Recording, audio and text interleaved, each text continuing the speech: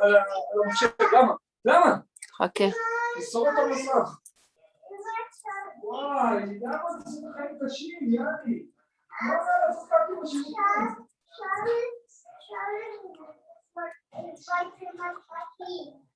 בואי יודעים קקים פה. שירלי? אושרתי, את לא על מיוט.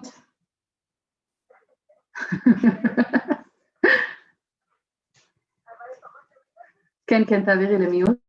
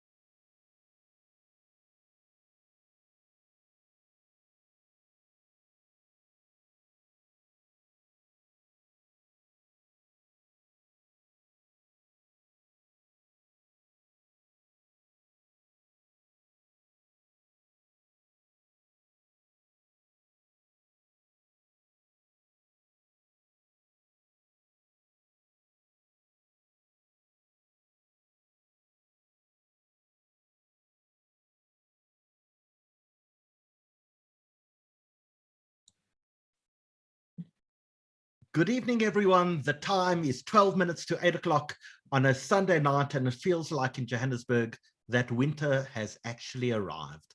To all of our panelists, a huge welcome to you all. Let's turn on your cameras. Let's have a pre-chat. And there's been so much interest in tonight's broadcast. I think this topic is so top of mind. Kim Kerr, does this mean that people are frustrated and have had just enough of sitting at home staring at their four walls? Let's unmute you. Let's let everyone unmute as well. Howard, I don't even think it's just frustration levels. I think it's just, we've had enough. Like, it's a combination of frustration and trauma from being kind of locked in. I think we're all suffering a little bit from claustrophobia. When was the last time you were on an aeroplane?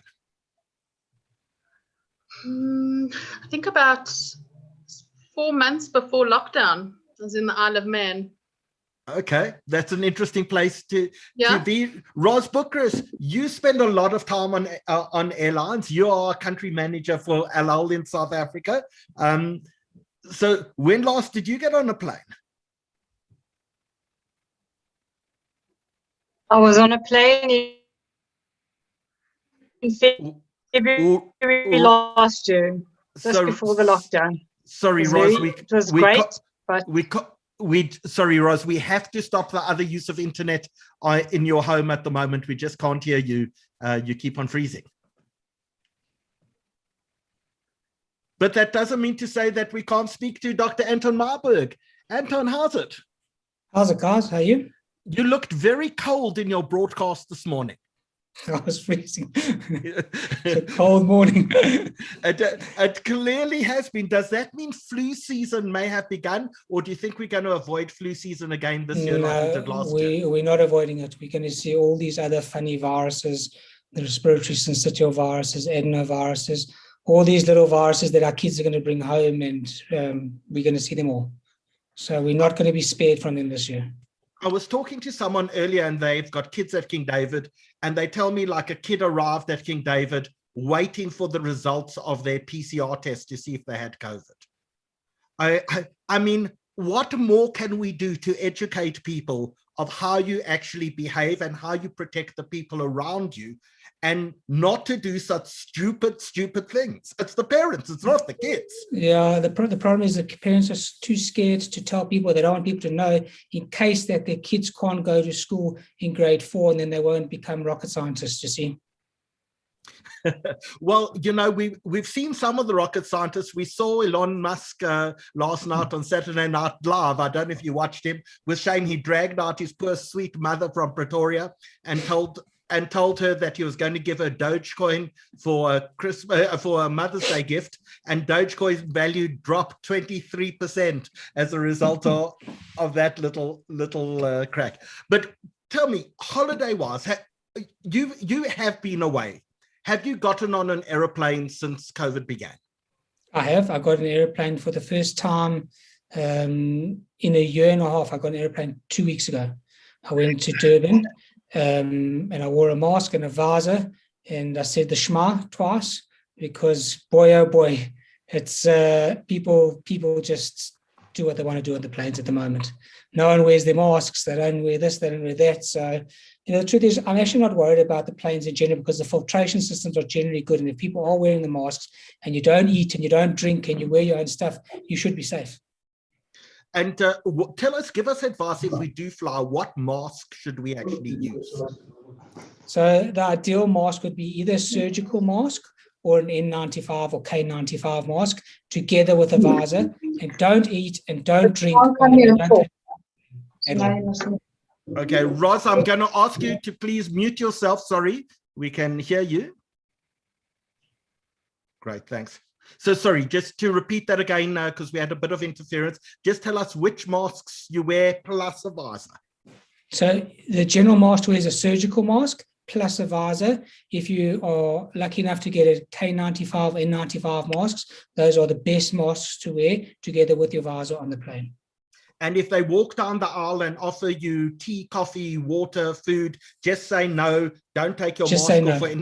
And encourage the people around you to do the exact same thing. Exactly the same thing, yeah. So Liat, you are in South Africa, but obviously you've got a lot of family in Israel. Have you seen them since the entire COVID experience began? Yeah, I'm luckily managed to go twice to visit Israel. We went in July for like almost 2.5 months to spend in Israel. And we also went with a very interesting operation that Israel did for all the emissaries of Africa to get the vaccine in Israel. So they took us all on a special plane, land in Israel, got the vaccine and back to Africa. So I managed to be in Israel twice in this time. It wasn't easy. In the first time, we didn't know if we could be back. But for our kids, it was a relief a bit to see the family, to see their friends, because everyone was locked out in their house. But when you are foreign, to be locked out in a country that you are still not feel settled and connected, it was very important to give us a bit time of family and friends. And Israeli are not obeying like South African. Kids are in the street, people meeting each other much more than here. I'm not saying if it's good or bad, but this is a reality there. Even before now, when they still have very high numbers. Yeah, absolutely. So Anton, one of the things that you spoke about on your weekly podcast today, you spoke about schools and school sport. What's the sort of recommendations that you're giving to the schools that you're advising? So interesting enough, I just came off a school panel meeting now with the schools, and we're advising that if you play sports like netball or soccer, the kids have to wear masks. Even if the schools you're playing against aren't wearing masks, kids have to wear masks. They can have mask breaks in between the games, and there's got to be one parent there to sanitize the kids and look after them to make sure they're following the rules. Rugby is a big problem, obviously, because you cannot wear a mask when you're playing rugby, and it's a highly aerosolized spreading type of game. If you're in a scrum with somebody and you cough on the other person, there's no way that you can't spread the virus. So that's a problem. But games like tennis, chess, soccer, and netball, you're still able to do them as long as you wear your masks and you're doing them outdoors. So Anton, if we can stick with you for a second, because obviously tomorrow week is when we start phase 2 of the rollout of vaccines, and all South Africans over the age of 60 are eligible to get a vaccine. But yet when you go around, even within our own community, and say, have you registered? Have you registered? Like, people are almost laissez-faire in terms of their attitude. And many of them just haven't registered on the government site, which is a prerequisite for getting the vaccine. I don't understand this. Like, I want to be first in line. I want to make sure that there is no one more enthusiastic than me in order to get that vaccine. Why are we seeing people out there who just aren't taking this serious enough?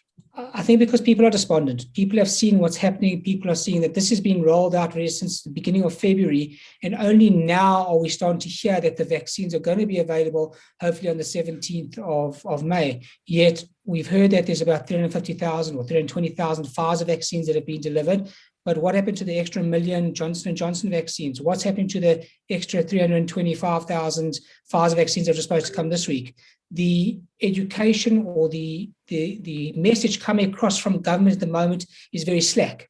And I think that's why people themselves are not promoting it or not wanting to go and register on the EVDS, because they don't believe it's actually going to happen. But I think when it does start happening, I think it's going to go like wildfire. And I think especially with companies like Discovery pushing it, and I think companies like Dis-Chem are going to get involved, I think then we're going to start moving. And as long as we've got availability of vaccine, then we're going to actually start moving in the right direction. Well, the problem is everyone on this panel is too young. No one is eligible yet to get a vaccine. You have to be 60. Roz, you look at me. This is the one time you wish you were older. You're on mute. Let's unmute you. Absolutely, Howie. Exactly. Just the one time we wish we were younger. Wish you were older, just a little older, and you're stocking up. I told my doctor I'm eating as much as I can to try become a beast, to make sure that I have one more comorbidity to put me further ahead in the queue. So Shirley, welcome. Let's unmute you and welcome. Our community hasn't met you yet. Let's get you unmuted. Now it's fine? Now it's absolutely fine. We have at the present moment on Zoom alone about 1,000 people watching, more people on YouTube. We're going to go live in about 3 or 4 minutes time, but we always have this chat in the 15 minutes before we go live and introduce everyone to people. So Shirley, how long have you been in South Africa and what are you doing in Pretoria? Okay, so first of all, good evening, everyone. I'm happy to be here. I arrived almost 6 months ago with my husband and my baby. My work is to be, I'm the Israeli consul and the chief of administration. So I'm wearing 2 hats, and it's quite a challenging period to work at the moment. But we will go through it together. You know, I've always said to Roz that she has the most difficult job in all of South Africa, because every person in the country has her phone number and they think the rules don't apply to her and they phone her up in order to get me on the flight. Can you get me an upgrade? I want extra luggage. She has the most impossible job to say no to everyone. But I reckon over the last few months and in the few months ahead, we're going to see some of that lovely brown hair starting to go grey. Oh no, never. My hair's not going to go grey, and if it does, you'll never know. but Shirley, that's the advice. Start colouring your hair now, because when people are saying, you know, I've got a simcha in Israel, I have to get to, you have to help me. Yeah. That's when your job starts becoming really, really impossible. It is, especially I want that everyone know that we are working in capsules, which means that we have only one Israeli worker each day and one local worker, and we need to give to answer for many requests over the telephone, over the emails, also a frontal service. And it's very, very hard. We really try to manage and to reach to everyone, but it's very hard. We get at least 500 emails per day. We are only 4 workers, so we're trying our best. Those 500 are probably only from 3 people. No. It's very hard, and we are aware about it, and we are trying to do the best that we can. And we are apologize that sometimes it takes a while, to respond. So please understand us, the situation. It's hard for all of us, and we are trying our best. And it's better to reach out us over the email, because to emails we can see it, we can respond, we can follow it. Over the phone it's much harder, because while we are giving a service to a person, we cannot pick up the phone. So not every time is we can be available over the phone. So please try to contact us via email. You will tell all of that to everyone who's watching as we go live.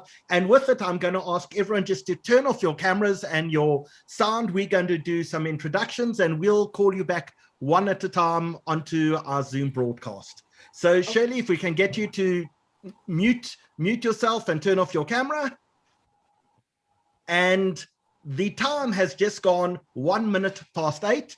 And welcome to the 92nd webinar brought to you by the South African Jewish Report, and the 92nd webinar since lockdown began. And just a huge thank you to all of you joining us from around the world, because tonight truly is an international topic. I think there's so many people who've been stuck in their homes since the beginning of lockdown, desperate to get on a plane, desperate to see members of family. Can you imagine on a day like Mother's Day today, when your mother is in a different country and you can't get to them, you can't hug them, you can't kiss them, you can't even see them? It's an enormously difficult thing. And we know there's so many South Africans trying to get to the United States, to the UK, Australia, Canada, and to Israel. And we thought tonight would be an important topic to try go through the details in a very practical way to actually make people understand what the rules of travel are. And there will be people who we know will be enormously frustrated, and we apologize for that. But it's more important that you know the rules, even if you're disappointed by the results, but you can only manage the things that you actually do know and understand. And with that, I'd very much like Danny Kadar to turn on his camera and say good evening to everyone. Danny, how's it? Hello, everyone. Howard. How are you, Danny? Hello, everyone. Lovely to be here, as usual, behind the tech. As we do every time we do one of these, we're busy counting the Omer, the days in between two festivals, counting down until we commemorate getting the Torah, the 10 books of Moses. How many days have we counted, Danny? So we are on number 43. So it's getting close. It's getting close to Shavuot. So we better hit the gyms or resubscribe, because that belt buckle notch is going to increase after the Chag with those blintzes and cheesecake. So it's getting close. So in fact, Shavuot is next Sunday evening, and it commemorates the giving of the Torah, the 10 commandments, to all of us at Mount Sinai. And we celebrate not only by going to synagogue, but what we also do is we eat dairy products, fish, dairy products, traditional, that we don't eat meat during that period. So Danny, last night we in fact had cooking for Shavuot. We had pavlovas and no-bake cheesecake and lemon meringues and salmon. It was absolutely delicious. All of our guests delivered food to me today, and I don't want to tell you that I cannot get on a scale today. It would just be much too embarrassing. It's fine, Howard. It's fine. It's the 80-20 split. It just depends which spectrum you're holding. But but thank you. You're on controls tonight, and we're joined as well by Britt Landsman. Britt, if you turn on your camera, you can wave to everyone as well. And if you're watching us, hi Britt, how's it? And so Britt, if people are watching us on YouTube or on Facebook tonight and they're posting any questions into the Q&A section, you're going to move all of those questions across so we can make sure as many questions are answered as absolutely possible. So Britt, thank you for doing it tonight. Danny, we'll see you a little bit later. But really, very importantly, it's a great honor on behalf of the South African Jewish Report to see you all this evening all over the world. And we hope you've picked up your copy of the Jewish Report newspaper. And as we tell you every webinar, sometimes 2-3 times a week, you can get your copy at Discem, at Exclusive Books, at CNA, at your garage shop, at Spar, at Checkers, at Pick and Pay, at your schools, at your shuls if you're going to them. And this week's edition deals with the Mount Meron tragedy and the South African connection to the Mount Meron tragedy. You can either pick up your hard copy, and we have about 30,000 people who read our hard copy every week, or if you can't get a hard copy, you can go onto the web, especially those people watching us around the world. You can go onto the web at www.sajr.co.za. And you can either download the entire edition or click on each individual article there. So don't forget to get your copy of the South African Jewish Report. And we're very excited that our next webinar, which is in fact going to be on Thursday evening, is on an enormously controversial subject. It's called Wake and Bake. And we're talking about the new dawn of weed and psychedelics. There's so many people who are looking at marijuana and medical marijuana, as well as psychedelics in the treatment of psychology and psychiatric, as well as a lot of people using drugs for recreational purposes. So we're going to address all of these issues on Thursday evening, 8 o'clock. It's called Wake and Bake. Danny and Britt are going to post the registration links into the chat now. Don't forget to register for Wake and Bake this Thursday at 8 o'clock. And also, very important to remember, at the bottom of your screen, if you're on Zoom, you'll see Q&A. If you have any questions for any of the panelists, please put the questions into the Q&A section. If you'd just like to comment and chat as we go, please use the chat section. If you're on YouTube or Facebook, don't forget you can chat and ask questions as well. And Britt is busy monitoring that at this very moment, so she can in fact move all of those questions and make sure that our panelists get access to answering all of those questions for you. And with that, I'd like to introduce you to Zev Krenkel. Zev, let's turn on your camera and let's meet the people. You're going to be co-hosting with me this evening. Zev is the Vice Chairperson of the South African Jewish Board of Deputies, been involved in our community for well over a decade, in fact, probably closer to 2 decades. So Zev? 2 decades, 20 years. How do you look so young if you've been involved in our community for so long? You know what they say, it's not the age of the car, it's the mileage on the tires, and my tires are worn. So the car looks good, but the tires are tired. I took a break last week or the week before and went to Pilanesberg, and the potholes are so bad in the park that I shredded 2 tires on the first day. So if you want to know why I'm revving to go, it's because I just had some of my parts replaced. Yeah, geez. Now, look, on a more serious note, the reason I do it is I always tell people the South African Jewish community is exceptional. It's a community, the unity, even with differences, how we fight for each other, our love for Israel, our love for each other, our accepting of different, different derechs, different way of living. It's unique. So, I always say to people, when people say, why do you do it? I say, I fight for this community because it's worth it. And it's a very special community that is just, it's really worth fighting for. We have to fight hard, and we are shrinking, and it's more difficult. We don't live in an easy environment with a government and a ruling party that really is against Israel. But we've got a beautiful community that needs defending and needs fighting, and all of us do it, from yourself to the Jewish Report to the Chevra Kadisha to the Jewish Center. We've just got unbelievable organizations. So as hard as we fight and as draining as it is, it's worth every minute of my time to do it. So thank you, Howard. So Zev, you have traveled a little during lockdown. You've flown, although you fly yourself, do you not? Yeah, I do fly helicopters. How do you know if someone's a pilot? They tell you. So thank you. So I mean, I haven't flown international yet. To be honest, the 10 days quarantine on the other side has never excited me. I have flown locally. I did get COVID in July of last year. I didn't go to hospital, but I didn't do well. It was tough. It was very tough. I do understand it. But I've flown Cape Town. I've flown Durban. But today I've got a 4-motion combi. So the older people in the audience will know David Kralman and his Foxy bus. I tell people I'm a modern-day David Kralman in my Foxy bus. So we travel South Africa extensively in the Foxy bus or other means of transport. But I'm loving touring South Africa again. It's much cheaper than going to Israel or Europe or America. So we are enjoying the local travel, although we'd love the pandemic over on many reasons. But travel has been very tough to be local. But you know something, one of the great advantages at the moment is that so many of the game parks, which are completely unaffordable to South Africans, are in fact available at 70-80% discounts. So I did. I mean, I've never done the Mala. I mean, I go to Madikwe a lot. I go to the Kruger, but we did Mala for my first time, and it was just unbelievable. And my personal view is, when the pandemic's over, the average person in the UK spent his entire winter under lockdown. Some of them did 7 months under lockdown. We don't know what it was like to really be locked out.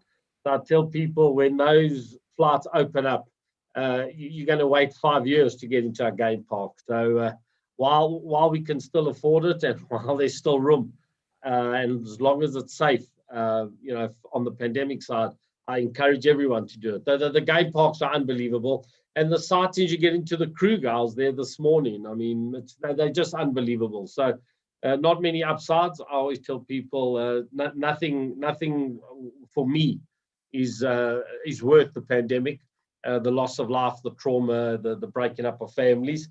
But there are certain things that have been great. And one of them is the local travel and going to these places we could never afford.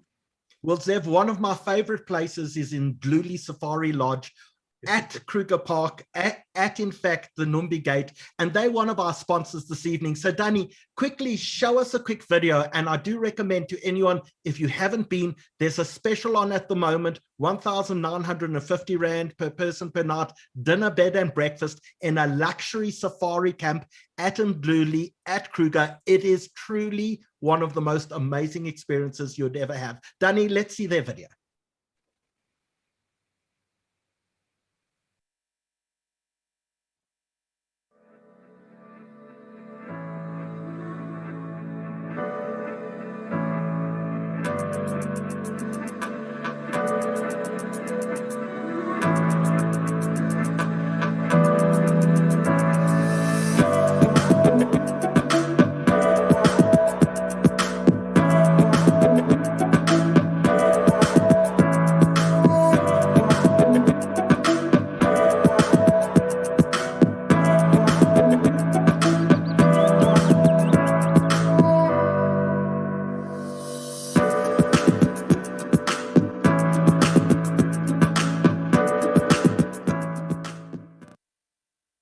So Zev, let me tell you, it's absolutely amazing. I went to go watch the Johannesburg Philharmonic Orchestra play at Mdluli in the middle of the bush. And while they were busy playing, sable antelope were running past. There were herds of elephant busy walking past the Joburg Philharmonic while they were there. It's one of the great opportunities that I've had. But I want to tell you as well, to everyone watching, that Mdluli is a Section 12J investment, which means that if you invest in Mdluli, all the money that you invest, in fact, is a tax rebate. So not only do you get holidays until 2029 for free, but you get an amazing investment that's completely tax-free. So we've actually put on the screen at the moment, if you'd like to find out more about Mdluli, either about the Section 12J tax incentive, and this is the very last chance you have, because June this year, that incentive falls away. So this is the last chance you have to invest in Mdluli. If you'd like more information about that, or if you just like information about this amazing special deal at 1,950 Rand per person per night, dinner, bed and breakfast, just click on the yes button that you'll see on Zoom at the moment, or I'm sure that in fact there's been something posted by Danny and Britt on YouTube and Facebook as well, and we'll make sure that the Mdluli guys get hold of you. This is an experience you really don't want to miss. And the second thing that we want to tell you about, and thanks to the Mdluli people, is that we've been running the South African Jewish Report patron campaign. And every webinar, we've been signing people up as a patron of the South African Jewish Report. And we would love you to become a patron for as little as 180 Rand per month. And we're going to, in fact, show you a very quick video about becoming a patron of the South African Jewish Report.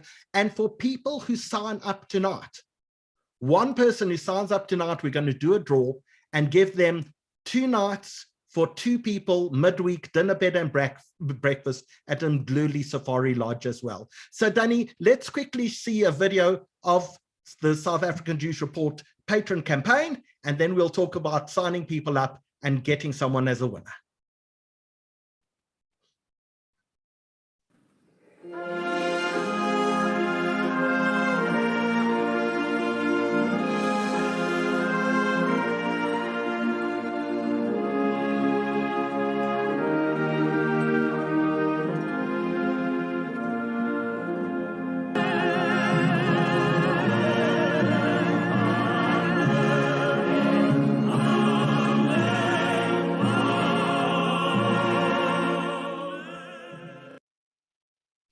So for 23 years, the South African Jewish Report has been bringing you news about the community, for our community, and we'd love you to become a patron of the South African Jewish Report and stand a chance to win 2 nights for 2 people midweek at Mdluli Safari Lodge. So please, we'd love you just to take a moment, and if you'd like, become a patron of the South African Jewish Report. We'll send you all of the details via email tomorrow, but we would love you to join us in this journey in running 93 webinars during lockdown, or 92 webinars this evening, and our weekly edition of the Jewish Report, and our newsletter that goes out to 28,000 people around the world. So thank you to everyone who's really taking a moment and voting yes that they'd like to become a patron of the South African Jewish Report. We're going to leave that up for 1 minute as people continue to vote. And I'm going to ask Dr. Anton Meyberg to start his video and Zev to come back and join us. And we're going to talk to Dr. Anton Meyberg, who everyone knows is one of South Africa's most favorite and best pulmonologists. Zev, let's get your video on. Anton, thank you for joining us this evening. Much, much appreciated. So thanks for having me. Let's actually start with the one question in everyone's mind. Are we beginning the third wave? So if we look at the current trends in certain provinces like the Northern Cape and the Free State, they're in the third wave. Nationally, we haven't started the third wave, but we're definitely trending in the direction of the third wave. The academics have said that they thought the third wave was going to start in June, July, but we're seeing a much earlier start of this from the numbers going up, from community numbers, from national numbers, and the trends are going up. The test positivity has gone up over 7%, closer to 8% at the moment. Our figures are sitting at least 2,000 a day, which we haven't seen since the beginning of February. So we're definitely heading into a third wave. It's starting to look dangerous in places like the Free State, Northern Cape and Gauteng. Those seem to be the areas most affected by the increases. Is that correct? Yeah, the Free State, Northern Cape, which are smaller, more rural areas, which I understand why, but even Gauteng, a 33% increase in the numbers over the last 2 weeks. So our numbers are going up. And of course, Gauteng is the most densely populated province in the country. And that's why the numbers are going up so dramatically in this province. So before we move on to the question of travel, which is really why you're here this evening, give everyone some advice. What precautions or extra precautions should they be taking this week and next week as we understand where the numbers lie at the moment? I think we need to try and mitigate what we're doing, and we need to try and understand that whatever we do now will hopefully prevent the third wave from coming quicker. The thought is that the third wave will not be as severe, but there will be a large amount of people who will be affected. And we've got to go back to basics. We've got to go back to washing our hands. We've got to go back to sanitizing, wearing our masks. We've got to go down to cutting down on big events, especially religious gatherings, community gatherings, and parties. People have just become very lax and people have dropped the ball. And we need to get back onto the right track so that we can prevent the spread from happening, because all these gatherings and community intervention, all these things are becoming super spreader events, and we need to try and prevent them. Because if we can prevent these super spreader events, then we will cut down the numbers dramatically and hopefully delay the start of a third wave. So, Anton, am I correct in saying that the second wave in South Africa was driven by a new variant? And that's really... The second wave was. And so this, walk us through what is the variant and why are countries worried about new variants? So I think the most important thing to know right now is that none of the current variants that we have change the way that we test people, we diagnose or treat or vaccinate people. According to the CDC, which is the Center for Disease Control and Prevention, COVID-19 vaccines do offer protection against infection by most of the variants. Most importantly, they prevent severe illness, hospitalization, death, even at a time when the new variants are spreading around the world. And 2 new studies came out based on real-world evidence and real-world use of the vaccine, one conducted in Israel and other in Qatar, that suggests that the Pfizer vaccine prevents severe outcomes, including pneumonia and death, in case of COVID-19 caused by the variants, the B.1.1.7 variant, which is the strain that first appeared in the United Kingdom, as well as the B.1.351, which is the strain that appeared in South Africa. A preliminary study on the Moderna report that a booster shot it has developed has protected people against the B.1.351 South African variant, as well as the P.1 variant, which is the Brazilian variant. And early results from the Johnson & Johnson suggest that the vaccine is also effective against severe disease caused by the variants that are currently circulating. So when scientists find these variants, it means that the virus is changing and it moves through the population, which is a completely normal and expected thing. The CDC classifies the variants into 3 different types of categories. The first is a variant of interest. They may impact transmission, diagnosis, or response to therapy, and they include 2 strains that emerged from New York, which is the B.1.526 and 1.525, and one from Brazil, the P2 variant. Most recently, they also added 4 strains from India, the B.1.617, and a few others. Then we get onto a second group of variants, which is called variants of concern. In addition to the impact mentioned above, these strains lead to more severe illness. They include the strain that emerged from the United Kingdom, the B117, as well as South African strain, the B1351, and the strains from Brazil, P1, and 2 California strains. And then the third case is the variants of high consequence. These strains may not be detected by current tests and may not respond to current therapies or be prevented by current vaccines. Thankfully, however, no variants in this third category have been found at this time. So for use of a shorthand, let's talk about an Indian variant, a South African variant, a UK variant, just for shorthand, and it may not be politically correct, but there are countries that have closed their borders to try get these variants coming in. Now, let's talk about India, for example. There's an Indian variant. It's virulent in India. They're reporting at the present moment over 400,000 new cases per day in India. My friends in India tell me they believe the correct figures are probably between 14 and 18 million people infected a day. And many countries have closed their border to India to try to prevent that variant entering their shores. South Africa has not done that. Should we be thinking about doing it? So I think we got to understand why the numbers are so high in India. And that's all due to the fact of the political rallies and the religious gatherings that they had in India at a time where there was no mitigation of wearing of masks, of social distancing, of sanitizing. And if we compare the rallies to rallies we have in South Africa, we're talking about thousands and thousands of people in one setting with people all on top of each other. And even these religious gatherings, everyone was all next to each other. There was no social distancing. And that's how the virus spread. Now, this B1617 variant, the so-called Indian variant, is actually much tamer in terms of its resistance to the vaccine. And it's been highly blown out of proportion by the media. So we don't believe that it will be extremely more severe in the way it's spread to people. It is a transmissible virus and a transmissible variant, we know that, but the severity of the disease is less severe than that of, for say, the UK variant. And I think that's where we've got to take that into consideration. That being said, rather the devil you know than the one you don't. And I think that's why it's so important, and I think it's important for us to close our borders to travel from India, because at this point in time, we have got no new variants that are predominating our country. We still know we've got the B1351 South African variant, and that developed in the second wave. That seems to be holding at the moment. We are picking up, I think there were 11 new cases of the UK variant, and there were 4 cases of the Indian variant, but the predominant variant that we're seeing now is still the B1351, which we know about, which we're managing. And yes, our numbers aren't dramatically high, and our death rate is not dramatically high in the reality of what we're dealing with. So we'd rather deal with what we know than with a variant that we don't know, and to see how it affects people differently. And right now, this is why the academics are saying that the severity of the third wave should not be more severe than the second wave if it remains the second variant, if it remains the B1351 variant, and hence why we'd like to stop travel from India. So I think the question that Zev and I would like to know is, when countries close their borders to South Africans, are they do that to victimize us, to spite us, or do they have a legitimate concern to try to prevent the South African variant from reaching or becoming predominant on their shores?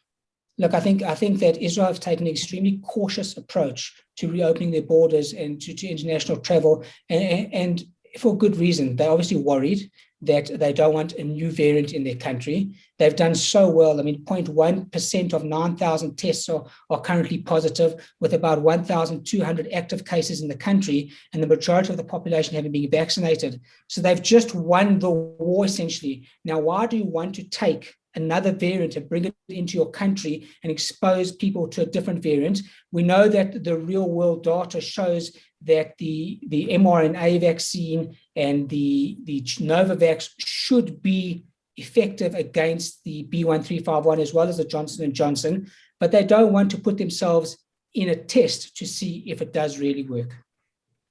Zev, do you think we're being victimized here? Is this politics that people are playing? And I'm talking about, I mean, the borders of most of Europe, of Australia, of North America are close to us at the moment. Like, do you think we're unjustified in feeling a little miffed that the world is close to us? So myself and Professor Barry Shub, I mean, thanks to Aliyah from the Jewish Agency, and I must say Israel has been amazing in listening to our small Jewish community, Minister Tachi Hanegbi, Bougie Herzog of the Jewish Agency. They take our calls and they do listen to us. and myself and Professor Shub and Liat had an amazing meeting with the COVID war room of Israel. I mean, what Dr. Anton Meyberg said, he was a chanich of mine in Bnei Akiva, so I remember him from 30 years ago. I'm really sounding old now, but I think Israel has got, I think they've got legitimate medical reasons behind their thought. What I begged them for was to allow 100 person per each way with some type of quarantine. I do think they are being a little bit tough. I think Israel has a responsibility to all diaspora Jewry, like we have a responsibility to the Jewish state, and I think it's a very important bond. And it's gone on for very long that we have been able to go in and out, and sometimes it does happen, sometimes it doesn't. And I do think Israel could manage 100 Israelis coming here, which, as I said to the minister and to the war room, those are all ex-South Africans who have been in Israel and want to come and visit, either older parents or children here, and vice versa, 100 back there. I think it could be. The doctors would you know, they've got their reasoning, and I do think it's medically sound. But I do think if there was a political way, and I do think if we were the size of America, or if we, you know, we gave the money to Israel like we used to, I think we would have more cuts, which for me is sad. And Israel, I don't think is doing it as smart, but I do think they could alleviate this unbelievable trauma that families are having to go through by not being able to at least have a flight a week, at least having 200 a week or 100 a week. I think it is a little bit harsh for where they are and what the science is showing in the labs. I know, as the doctor has pointed out, that on the ground there isn't, and as soon as we start vaccinating Pfizer and Johnson & Johnson in South Africa, please God, there will be a lot more lenient. But it's very hard to see. I do think, as the doctor said, we've got the Mike Tysons of all variants. I mean, we've like somehow landed up with the worst variants in the world. I feel like back in apartheid South Africa in the 80s when no one wants us anymore. And I hear it, but I really believe in Israel's case, they need to give us a little bit of breathing room to allow families, and it's not this urgent, like it's not this humanitarian, we just go through the embassy and put massive strain on. It must be the first 500 with an immediate family. You test them before, you test them there, and there's some type of isolation. I think it could be done. I think there is a political ability and a scientific ability. There's a political will. So I don't think they've been,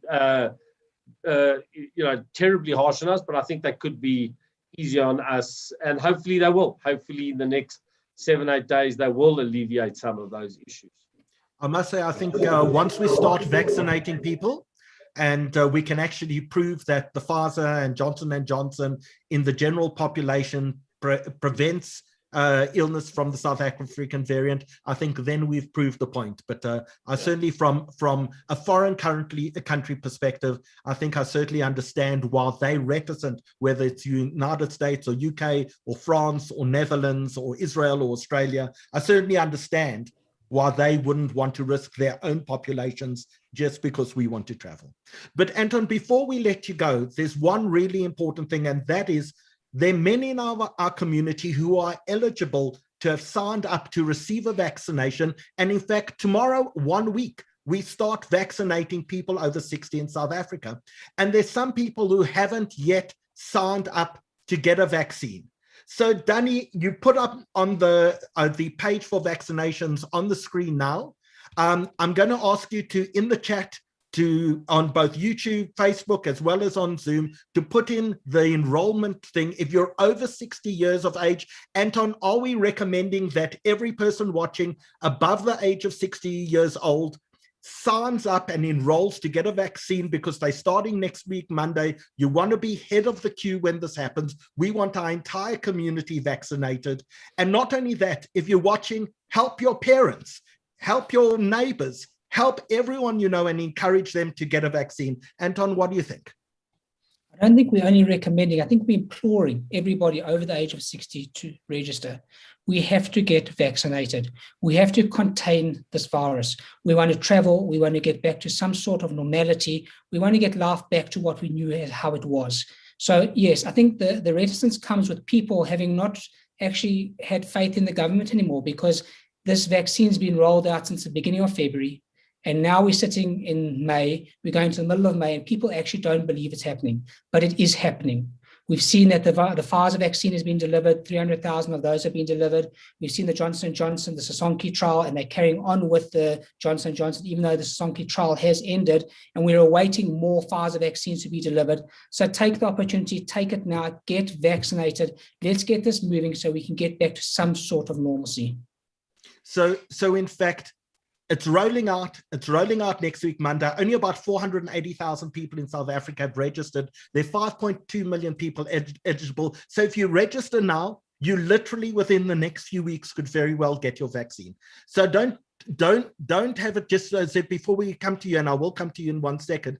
There are people watching us who maybe are unsure how to do it or need some assistance to do it. So we're going to quickly put up a poll. If you would like any assistance at all, we will make sure that someone calls you and helps you through or helps you register. So we've just put up a poll that says, if you would like any help, please just let us know. We will contact you. People are saying, yes, I'd like some help, or no, I've already registered, or no, I'm under 16, I'm not yet eligible to do it. But we want to be able to, as a community, be able to help every single person who is eligible, which is anyone over the age of 60, to get registered. Zev, you had a comment? Yeah, no, I think really from communal leadership and from the community, and I think it was Ronnie Dorfman also, people who work for you. In my business at Africa Spice, I've heavily encouraged everyone over 60. And if they haven't understood it, we have sat them in the office, we have discussed it with them in your schools, in your community settings, in your own homes. People are working for you in your own homes. The only way it's going to work is if you get as many people as possible. So I think we've got a duty for ourselves, for our families, for our parents. I registered both my parents, both of them in their late 70s.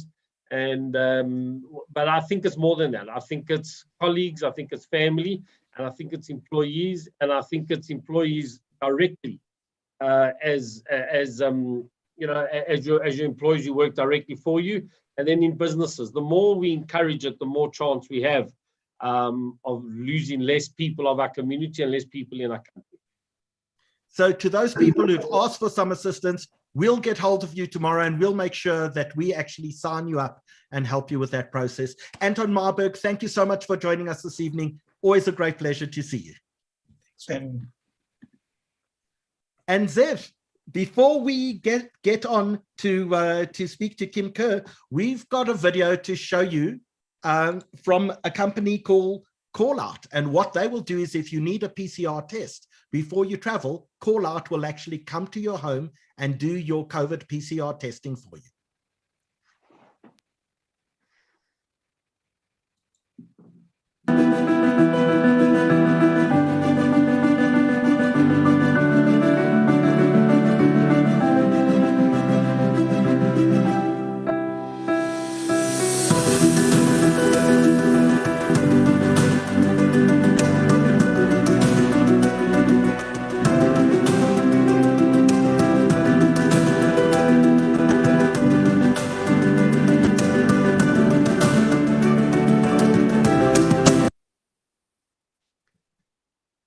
So Danny, I'm going to ask if you could just post in the chat all the details of Call Out. If you do need a PCR test, you don't want to go out to a testing station, Call Out will actually come to your home or to your office and do the testing for you there. An amazing service.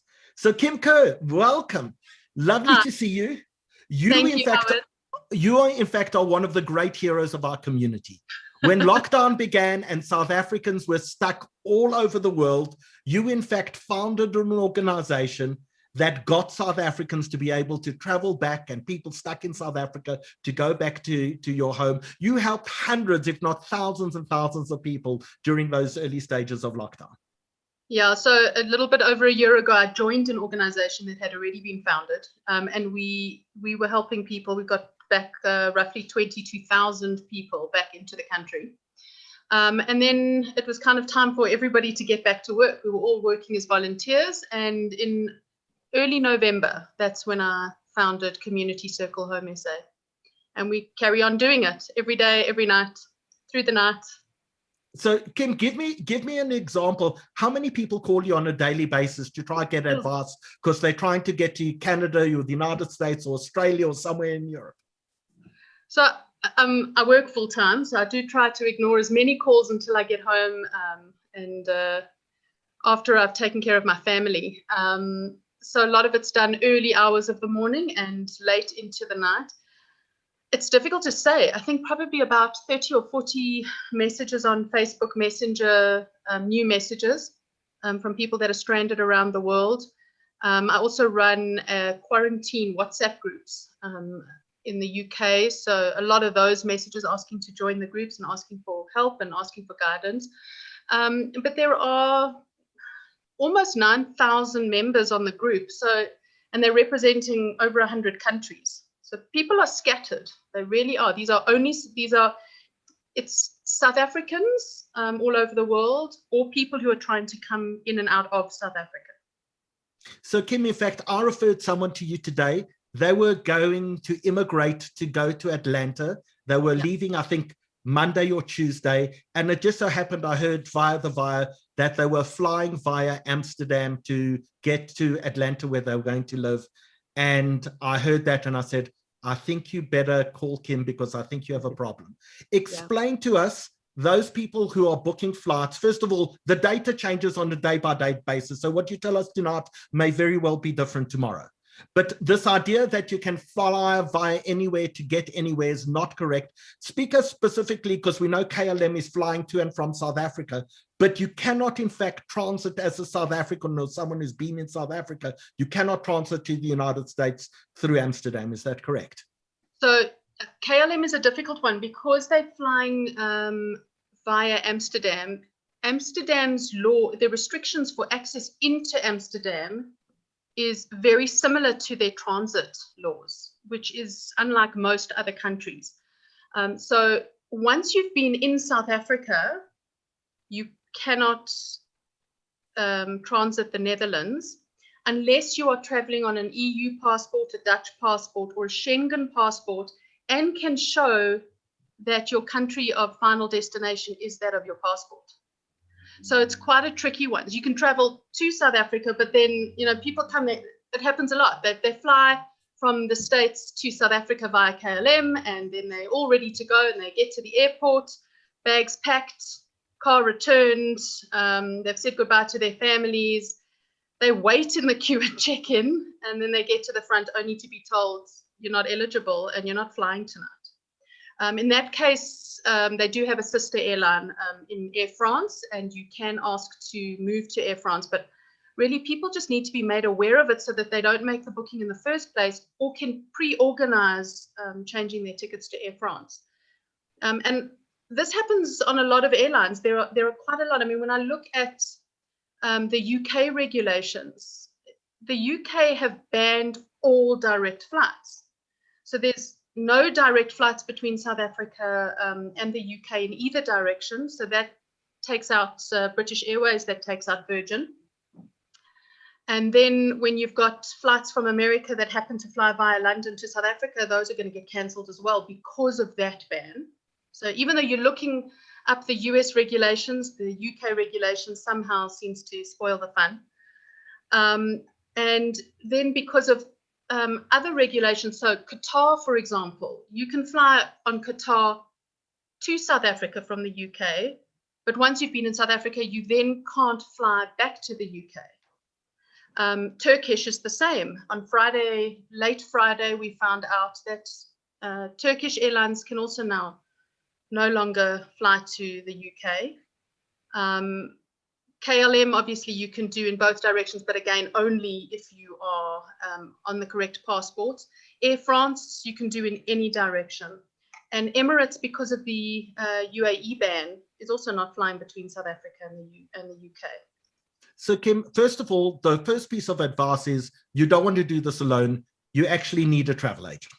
You want someone who's following this on a day-by-day basis as a professional who can advise you and reroute you if necessary. Yeah, Howard, people try to do this themselves. A lot of people are battling financially, and they become penny wise and pound foolish. You have your entire family PCR tested at around 850 Rand a person, only to find out that your test that you'd had is now not going to be in time for the plane that you're now going to take 24 hours later. You've got to be guided by somebody who's trained. And there are travel agents around the world who make these same mistakes. I mean, myself, I had somebody call me a couple of days ago, and they asked for information on quarantine in Tanzania. And I promptly sent them off something that I'd received from the embassy 2 days before. I was very comfortable and confident with what I'd sent. And when I shared it with another colleague, she said, "Oh, no, but that's not the latest." I said, no, it is. The embassy sent it to me 2 days ago. And she said, yes, but they changed it the next day. I'll send you the update. And that's what happens. So, Kim, let's get on to practicalities of where South Africans travel to. Let's talk about the UK. A lot of people have got friends and family in the UK. What are the rules if you've been in South Africa and you want to go to the UK? Can you get there? Okay, so it depends why you're going there, and it depends what visas or what passports you've got there. So South Africa is on the red list. We always have been on the red list. And now that they've announced the amber list, they've got a traffic light system. So green countries you can travel from a green country into the UK, no problem. That's 12 countries only on the green and list. None that we're allowed into. It's quite important to realize that the countries that are on the green list are there for a reason. They've banned everybody. So Israel's on the green list. Iceland's on the green list. I think Portugal is there, if I'm not mistaken. But there are only 12 countries on the green list that you can go to the UK. Yes, and so those ones, they've never been an option for us. We were never surprised by the green list. The amber list is extensive, but we're banned from most of those places as well. So unless you'd like to go to Egypt, there's somewhere called South Georgia, which you might be able to get into. It's that these are not options that are really open to us. So basically what you would have to do is, in order to go into the UK, if you were to fly from South Africa tonight and go straight to the UK, which of course you'd have to go via another country, you can only get in there if you are a British, a UK national, or if you have residence rights in the UK. Otherwise, you're not going in. So that's very important to know. From a red listed country, you cannot go there on a holiday. So you can't go visit family or friends or go for a simcha or a funeral. You just cannot go. No, so at the moment you definitely can't. With the regulations that have just come out, their wording is a little bit sketchy, so we're waiting for confirmation, but they've said you should not travel to red listed countries or territories for leisure purposes before traveling to England. Whether that's guidance or law we need to wait to see. But up until now, it's been law. And there are heavy fines in place if you try and get around that, not to mention the fact that you'll be denied boarding. So, Kim, one of the things that people were doing is they were going to the Maldives for 2 weeks on holiday, and then they were entering the UK because they hadn't been in South Africa in the previous 14 days. Is that still an option? It's not from the Maldives, because on Friday they changed that as well, and they banned the Maldives, and they banned Turkey, where a lot of people were going to, people who had the ability to get into Turkey. A lot of South Africans have dual citizenship in EU territories. It's not something I'm a fan of, I have to say. There are huge risks. So what people are doing is they're trying to avoid going into hotel quarantine. They're scared of hotel quarantine, which is not the big demon that it's made out to be. The internet is rife with negative stories. Obviously, it's just how the internet works. And there are negative experiences, but for the most part, they are starting to get more positive as the hotels are getting used to it. But they're scared to be in quarantine, and they're scared of the price of quarantine. But I can tell you that the guys who didn't listen, who went to Kenya, and then Kenya was banned halfway through their 10 days. Or like now, the guys who've decided to take a holiday and all of a sudden in the Maldives on day 6, they get told, well, in a couple of days, you also can't come here. Now they've got to either go into UK quarantine at an additional expense, or they've got to fly back to South Africa. The difficulty is that there's only one airline out of there, and that airline doesn't fly to South Africa. So now they really are in trouble. So really all that's left that's really open to South Africans is Egypt. And there's a danger there because like it's open to South Africa, it's open to everybody. So guys are literally going there and having holidays. And COVID spreads that way, as we've heard from Anton. So it's not something I'm a fan of. To me, if you are able to go to the UK, go direct to the UK. It's worth the 10 days or 11 days. We'll help you through it. You'll join the WhatsApp groups and we'll help you through quarantine. It's really not the end of the world. But just to understand that if you have to get to the UK, you can't do it if you're not a UK resident or citizen. Don't even try. It's not the time for you to go if you don't hold UK citizenship or residency. Yes, and also if you test positive for COVID, either in South Africa or you test positive for COVID when you are, let's say, in Egypt, you then have to isolate before you're allowed to return, and you have to get government approval before you can get into the UK. And you cannot get back into South Africa until you test negative, which can be, for some people, up to 3 months later. So you can really land yourself in trouble by going to a country that is not the country that you're destined for. So let's talk about now the United States. What's the position of people who've been in South Africa trying to get to the United States? The United States is extremely difficult because a B1, B2 visa is not allowed at all. B1, B2 is a tourist visa, is that correct? Yeah, so that's your tourist visa. So the banned visas at the moment from the States are B1, B2. Your ESTA visa, which is pretty similar to a B1, B2. It's also a holiday visa. It's just a longer term. Your D, H, J visas, Ls, O visas, H visas, they just ban, and they ban more and they ban more. Eventually, they said, okay, well, H2As can start coming in. So those are really our farm workers, and we've got a very good relationship with the US with our farm workers. So H2As can come in, but they can't just get on a plane. They have to apply for an exemption. And H4s, which is the families of H2As, are not eligible yet. They can't get appointments. The appointments get moved. Certain H1Bs and H2Bs, which are more an exchange visitors program that some students go on, or non-immigrants, those guys can apply.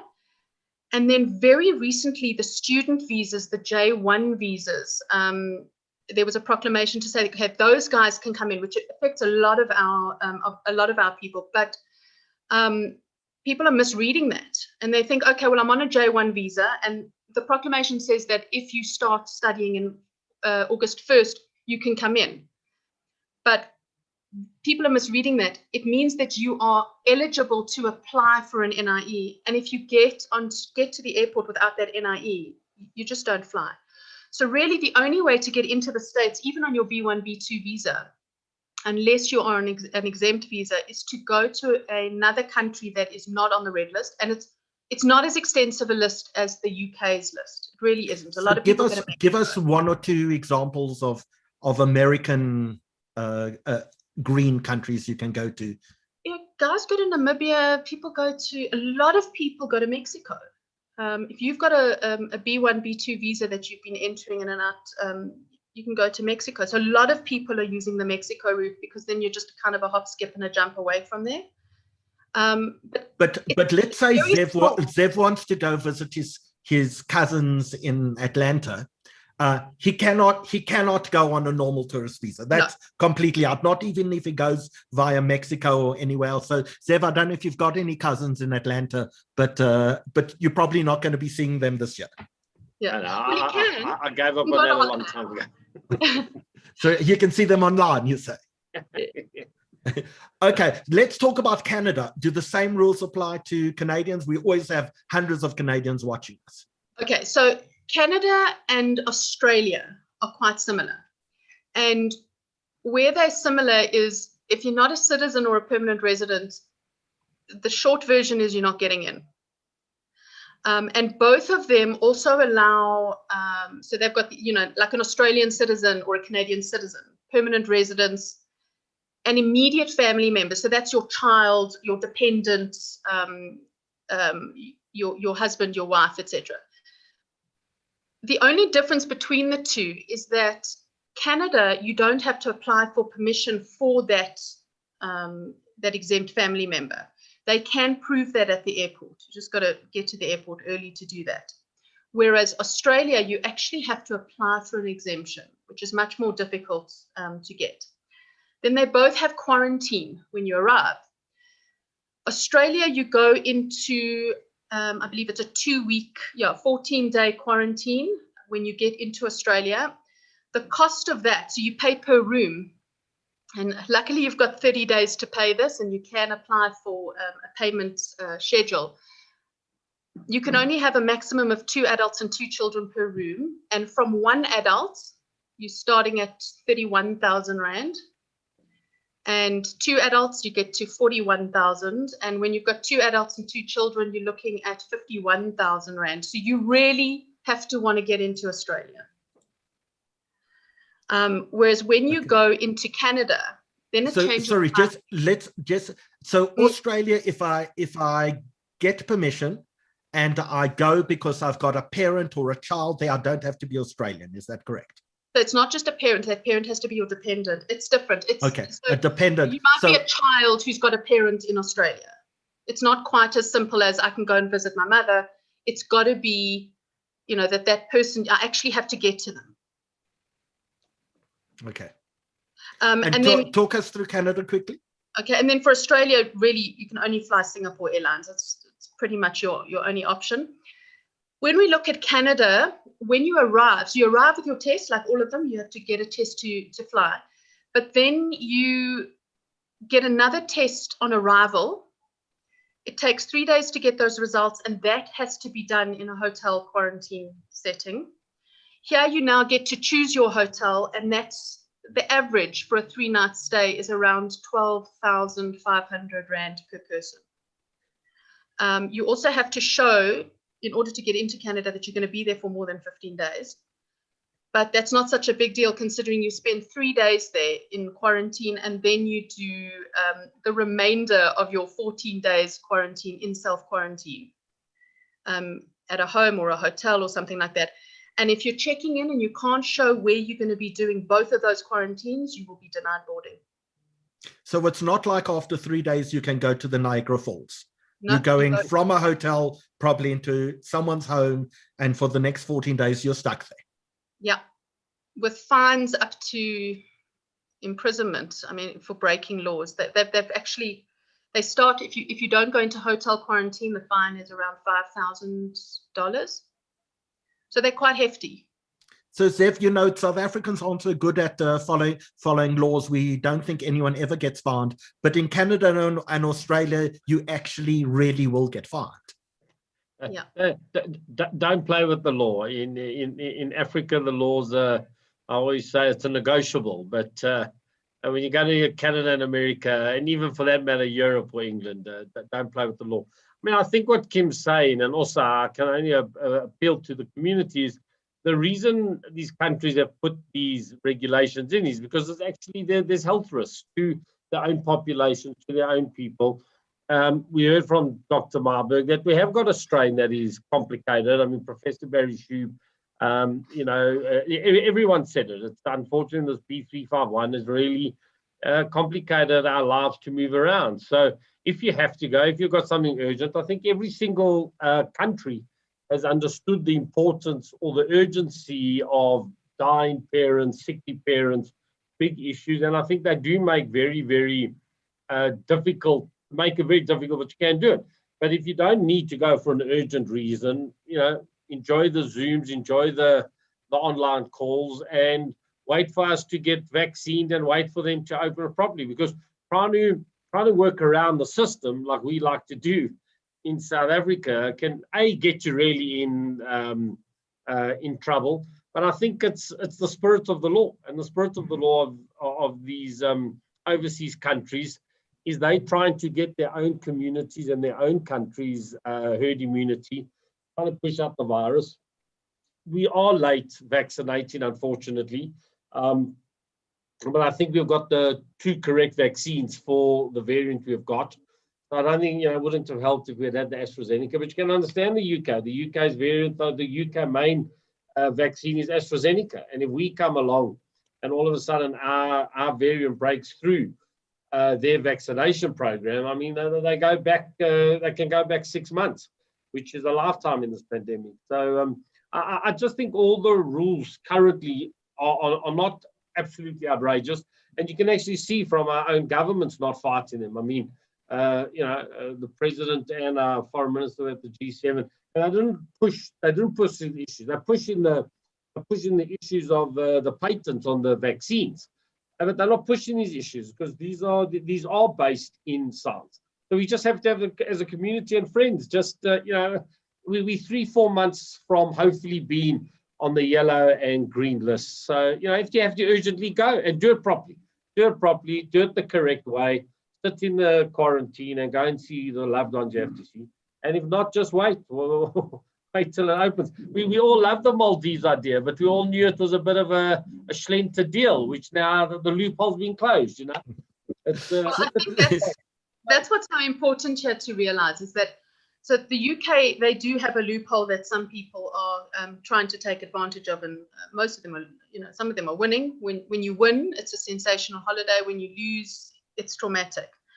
But most other countries, there are no loopholes. The American one, you basically doing your quarantine outside of South Africa. That's all they're really wanting you to do. You're going for 15 days. You're spending 15 days somewhere else. You're getting your COVID to somewhere else, and you're getting through the what they feel is the threatening part out of the way. But you can't get past these countries. Airlines are being fined huge amounts if they let you board and you're not meant to board. I'm talking massive amounts, 120,000 Rand, that kind of thing per passenger. They don't let you pass. So Kim, a few things. We want to talk about Israel now. So many people are saying, please, can we have Kim's contact details? So I apologize in advance, but we're going to give you a deluge of people asking you questions. So if I could ask you just to post that into the chat. The second thing I'm going to ask you, there are about 33 questions for you already on the Q&A section, and probably another 20 in the chat as well. Select a few of them. When we bring you back, let's try to answer as many of them as possible in as quick a way as possible after we've spoken a little about Israel. So okay. Turn off your camera and your mic, have a look through the questions, and let's talk now in 1 or 2 seconds. Let's talk to Ros Bookers from LL. But before we speak to Ros, let's actually see a quick advert from Inja.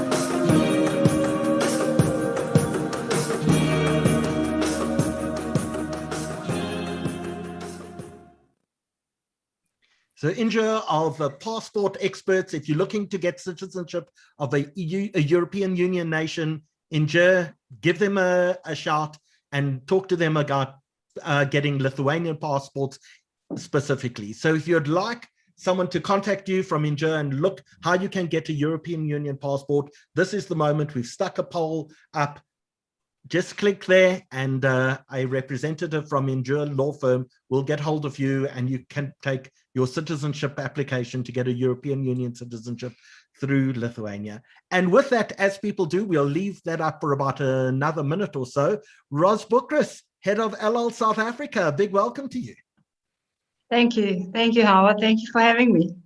What does the head of an airline do at a time when airplanes don't seem to be flying that much? Well, believe it or not, I am working. I have been working all the way through the lockdown, answering questions, doing emails, going to the office, checking everything's working, seeing my staff are okay. I've been quite hectic, quite stressed out, and it has been very difficult. It's been a very hard time for us, but we carry on. You know, you keep your head above water and you have to carry on. So in fact, you had a plane landing here on the 6th, departing tonight, in fact, did you not? Last night. We landed on 7th, which was Friday morning, and it departed on Saturday night, the 8th, last night. I must say it was quite exciting. I did go to the airport, met a lot of people that I knew, of all the passengers. In fact, I think I knew every single passenger that traveled.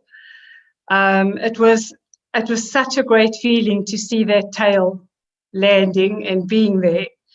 But we're back to where we were before. We stopped flying again due to the situation. And hopefully we will continue in June, depending on what happens with the strain, depending on what they decide with the Israeli government, where we're sitting. And what can I say? We have to just keep on trying. We care, we're there. And it's not because we don't want to fly. You know, we've got a lot of challenges, and in actual fact, today we heard that finally the government has authorized the loan, and hopefully we should get the money soon and we should start moving forward. So, Ros, are there any flights scheduled over the next few months, or is it play it by ear? No, our flights at this stage are scheduled in the system from the 3rd of June from Israel, the 5th of June from Johannesburg. It will be a weekly flight. And it will only be the incoming on Friday, outgoing on the Saturday evening. So if people want updates to understand, like whether it's going ahead or whether it's going to be pushed out or cancelled, where do they look? Is it a website? Do they sign up for a newsletter? How do they actually keep track of what LL's doing? Okay, so you can get a lot of the updates from our website, which is www.ll.co.il. There are a few tabs that you can click on to get details of what's happening, who's flying, who's not, and details of actually what you need. I also do have a kind of broadcast list of cell numbers, which I periodically do send out updates. Unfortunately, I don't have the whole community's numbers in order to add them, but please feel free. I'm very welcome to send them to me, and I'll put them on. But I do send out these updates as soon as I have them, as soon as I know. Otherwise, I keep quiet. Okay, Ros, Ari Katz has posted a few messages. Said he was on a cancelled flight. There's obviously a problem with refunds or issues with refunds. What is the current status of people who've been on flights who've had their flights cancelled? Okay, so we haven't started processing refunds. We have got in place a massive refund process. It will take a bit of time in order to get through it. Remember, it's a worldwide situation. If he did apply for the refund on the website, we obviously also have reports for that. If it was done through a travel agent, we also do have reports that tell us the travel agent's pending refund application numbers. And as soon as we start processing these refunds, it will be automatic. It will come from head office and it will be refunded back to the form of payment that you paid your ticket with. So I know that there is a situation where, because it's so long, sometimes credit cards are not valid anymore. They need to contact the bank. Once the refund process has started and refunds are going through, if they feel that they haven't got it and then we've said we've refunded it, they need to contact the bank to make the necessary arrangements to get the money back. Right. Just to people watching us, a lot of people are asking questions, but they're not putting enough information on the questions to actually ask us. So they say, can I immigrate? But they don't tell us to where. So try, if you are asking a question, please put as much information as you can onto the questions. Zev, you had something you wanted to say. No, I think the two things I was, first of all, I think, Ros is in a very difficult position, and really well done to her. I don't think it's been simple. The direct flights to El Al, basically we were one of the first two countries in the history of Israel to send El Al to South Africa, literally in the early 50s. And we've had continuous flights. We've had a lot of our enemies trying to stop the direct flights. And a lot of good friends of mine in the Greek community, they had Olympus flight. Once they stopped having those direct flights, it makes you feel much less connected. So I'm first of all really encouraging El Al to keep going. I know this flight this week, Roz was determined to do it, and it was full, and it did a lot of humanitarian work. I mean, I'm sure most people don't even know what was on that flight, but it was an amazing flight on many levels. And that's what we need. That's what we need as a community. So from the community's point of view, Roz, keep fighting for us. We'll keep fighting with you, with El Al and the Israeli government. But those direct flights, and I really encourage the community to be a bit patient. El Al, like every other airline, went through a very tough period. They are coming out of it. It is private. The government has a certain level of, say in it. But it's an important airline for our community to be directed to. And I do hope some of the stories of the people who were on those flights and what the flight did showed a commitment of what El Al and what Israel and what Roz did for this community. So hopefully those will come out. I don't know what's private or not, but Roz, an unbelievable effort. It took us over a year and a half to get one flight going again. May it be a lot quicker that we can get the flights flying regularly on a weekly basis back to Israel and back to Johannesburg. And I know how Roz fought to get us better aircraft, more modern, up-to-date. And as soon as she got us up-to-date, modern aircraft, so COVID hit. Shame. It was very hard, I must say. Just saying what and reiterating what Zeva said, I've been with the airline for 31 years and I'm part of the community. I'm not just the general manager of El Al. I believe in the community, and I think that it's in the interest of the community to try to support me as much as they can to get the flag back in the air. And I rely on it because I do feel that it's the most important thing that, for the people in the Jewish community to get to Israel is on El Al, not on anybody else. And it's in their interest to help me to keep it that way. So I thank you for your support. I really do. The community are an amazing community. We are very close, and that is something that we can rely on to keep us in the air. So thank you for all your support. Roz, we have had questions from people asking, how's the best way to get hold of El Al South Africa? Okay, so our offices at the moment are still closed. There is a message on there with 2 email addresses. Of course, one is mine. I'll post it. You have to just be patient with me as I am the only one working. So it does take me time to get through them, but you're very welcome to email me at the moment because I'm the one and only. There is no one else to contact. So Roz, will you stay with us? We're going to bring on Shirley and Oshrat in 1 minute and talk specifically about the rules as they apply to Israel. And I'd love you to stay on with us as we discuss it. Just before we do that, Zev, you were speaking a little earlier about you've been going to game reserves and you've been traveling around South Africa. And just on our doorstep in South Africa, Ilan Ossendriver, who's the official photographer of the South African Jewish Report, runs tours of central Johannesburg and Kliptown in Soweto and even Fordsburg. And it just brings such a remarkable cultural history and heritage that he does. And he does photographic safaris. So I'm a bit of a photographer, very amateur, but he takes you with, he teaches you how to use your camera and you take some absolutely beautiful pictures. We'd love just to see a video from Ilan and think about doing a tour within your own neighborhood, within your own city, and doing some traveling without actually having to travel very far at all.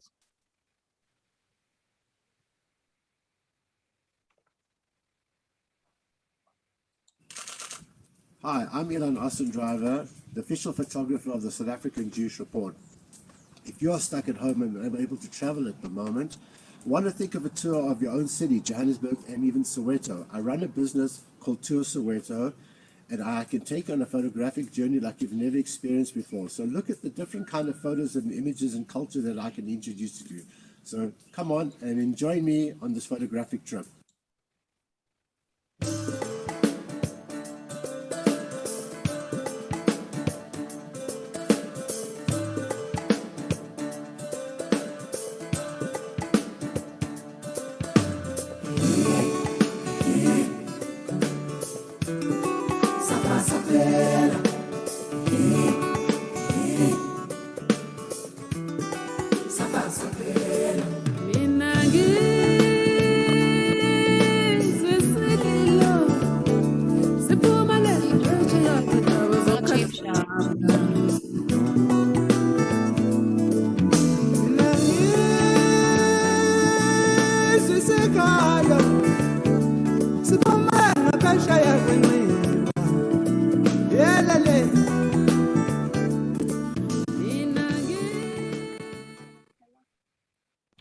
So absolutely amazing. If you'd love to do a tour in your own city, would absolutely love to have you on one of Ilan's tours. So thank you, Ilan. So Oshrat, I don't know what we're looking at, but it looks like you're in the back of a car, maybe in someone's boot.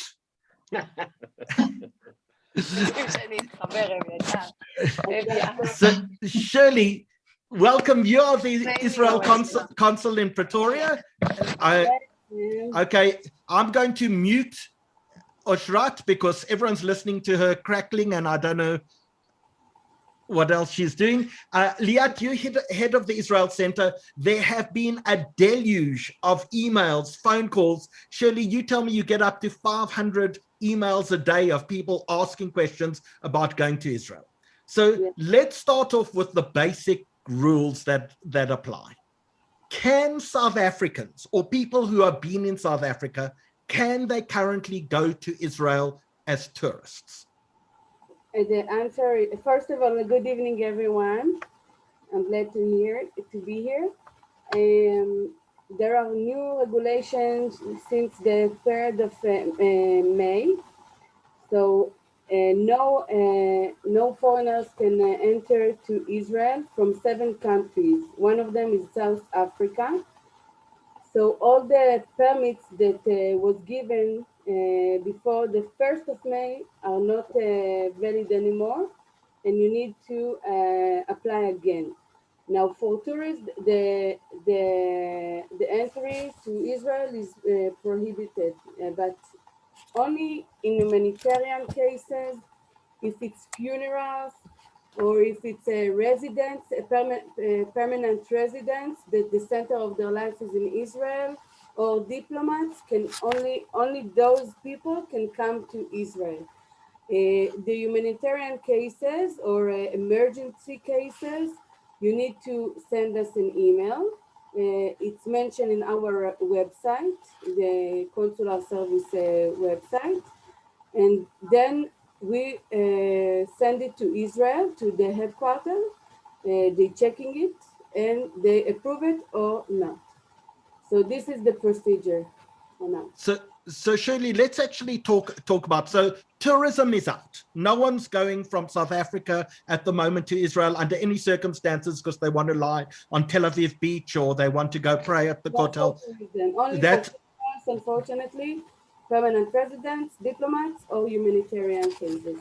Okay, so we're going to take this chunk by chunk. So we're going to start with South Africans who are not permanent residents in Israel. But for example, someone messaged me, they got a 91-year-old father in Israel. He needs care. How do they go about applying to you to get permission to go visit? And what happens if they get given permission to go? What are the requirements before they go and what are the requirements when they land? Okay, so first of all, as I said, we need to submit it to the headquarters, okay? We have a special for exceptions committee that's sitting in Jerusalem, and they are looking at case by case and check it and approve it or not, or decline. So what I suggest to send us the whole information that support your request. For example, if it's a medical issue, send all the current medical issue situation that, for example, from the doctor, okay, for example, from this month or the last month, not from the last year, okay. All the information needs to be current. So send us the whole information, the whole documents that is supporting your request, and then we will send it to Israel and they will check it. At the moment, okay, we will contact you and I need to issue for each person the permit. The permit is valid for 2 weeks, okay, in order to arrive to Israel, to go to Israel. And in Israel, every foreigner that comes from those 7 countries, one of them is South Africa, needs to be in a motel quarantine, okay? And the motel quarantine is when you come to the airport, there is a representative of the home front, okay, from the military, and they check where is not occupied, and they send you. You can't know to where they're gonna send you. It's on the spot. You get this information. And of course, before the flight, Israel asking for 72 hours before the flight for a PCR test. So 72 hours before you go, you have a PCR test. You arrive in Israel, compulsory quarantining if you've been in South Africa in a hotel. If you've got your own apartment or your own house there, you cannot go to that. Only Israelis can be in a home quarantine, but foreigners have to be in a hotel quarantine. And more than that, it's not matter if you are vaccinated or not, okay? It's for everyone. Even Israelis that vaccinated in Israel, they need to be in a home quarantine, and foreigners in a hotel quarantine. So let's also understand this has got nothing to do with what passport you hold. Those are the rules if you've been in South Africa. If you're a South African who's been in the United States, the rules relating to the United States apply when you go into Israel, not the rules relating to South Africa. No, as long as you are staying in other country, it's not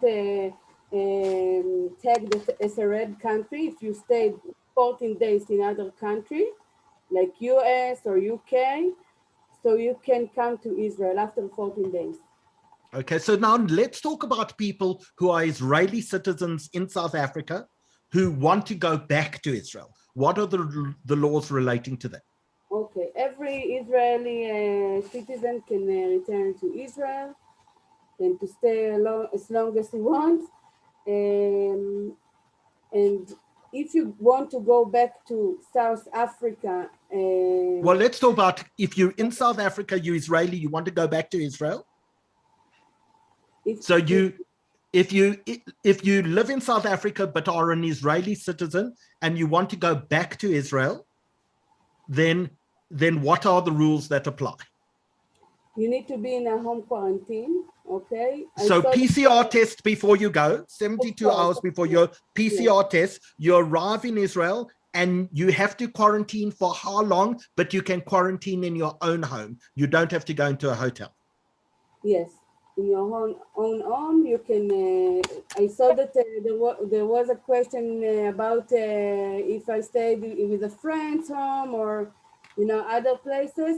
You can stay in a home quarantine as long as you have your own room with your own shower and, you are separate from the other people in the same home, the same house. And of course, everyone that comes, even foreigners and also Israelis, needs to fill in a health form that it's a link in the health ministry website. This is 24 hours before the flight. Okay, so everyone needs to fill in the health form. Otherwise, the airline company will not let you go inside the airport. So that's. So Shirley, what happens if it's an emergency? Someone has to get there because a close family member is seriously ill, hospitalized, chas v'sholem, has died. What are the rules if you have to go there and there's a time limit? You need to get there for a funeral or you need to get there to help someone who's seriously ill. Are there any exceptions to those rules? Of course. Regarding funerals, when it's a foreigner or Israeli can stay in Israel, but foreigners, they get 24 hours only for the funeral. I mean, it's 24 hours from the moment you need to show us a flight ticket, from the moment that you land in Israel till the moment you leave Israel, okay? So there is I will issue also a permit, okay? I sent to, in those cases, it's only through me. I just let the headquarters know about it. And the airport also knows that the citizens, the foreigners need to come, to arrive. but you just need to show us a flight ticket for 24 hours for the funeral and to return on the day after. And it's very important also to let that everyone will know that we are asking for health insurance that covering corona, covering COVID.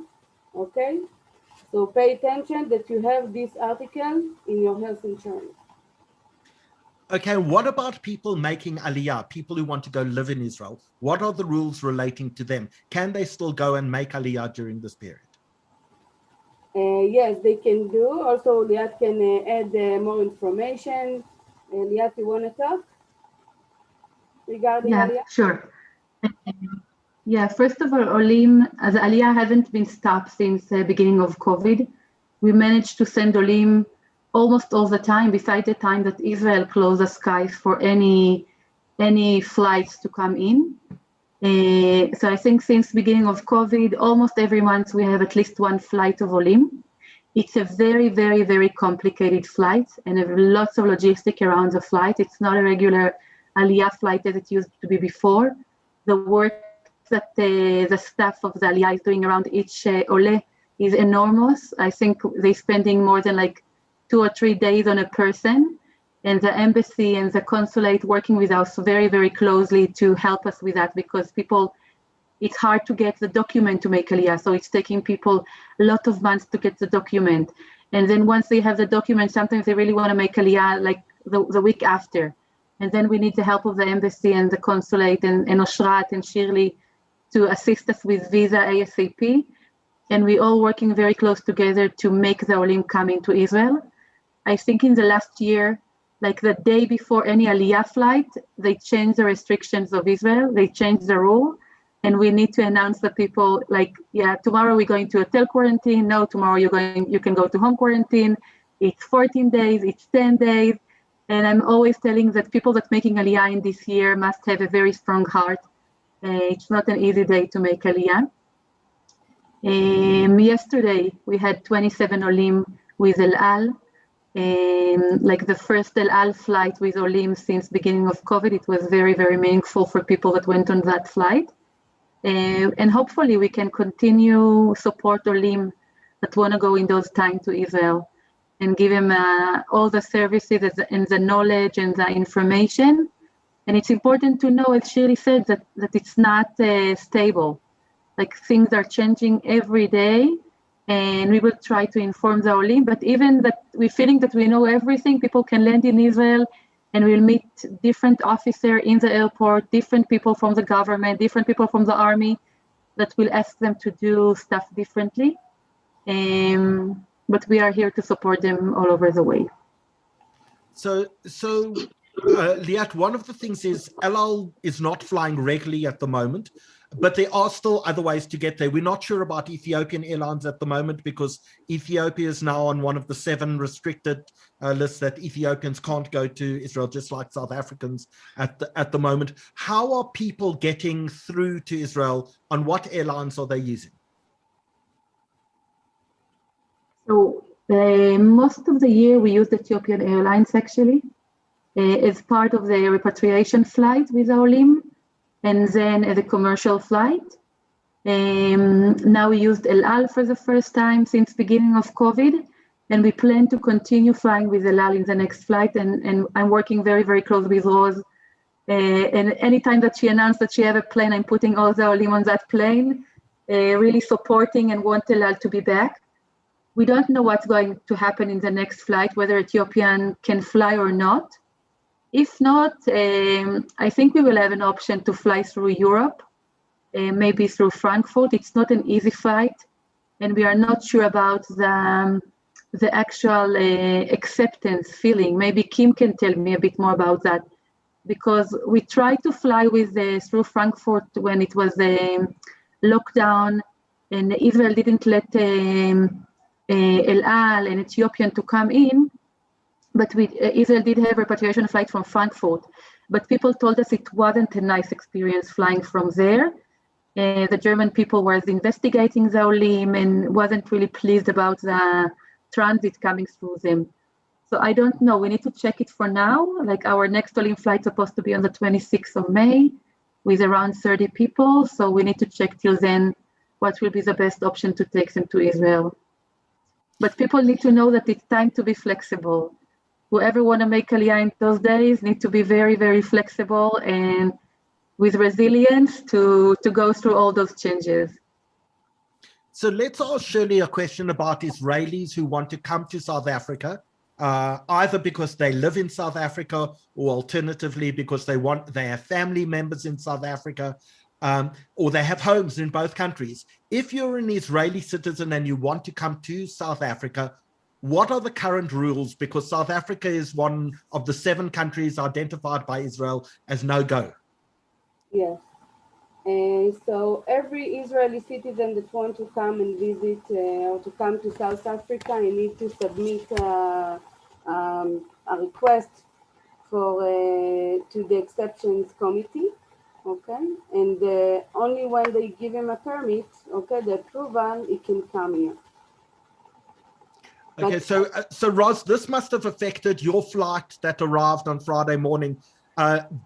Were most of the people on that flight given permission, or did you see a lot of cancellations from people who wanted to fly but were not able to get on the flight? Howard, we actually saw a lot of cancellations. I sat on the Sunday, Sunday was the day the flight was on the Thursday, the Sunday before that Thursday. I contacted a lot of passengers telephonically, and the majority were actually Israeli, asking if they would definitely be traveling.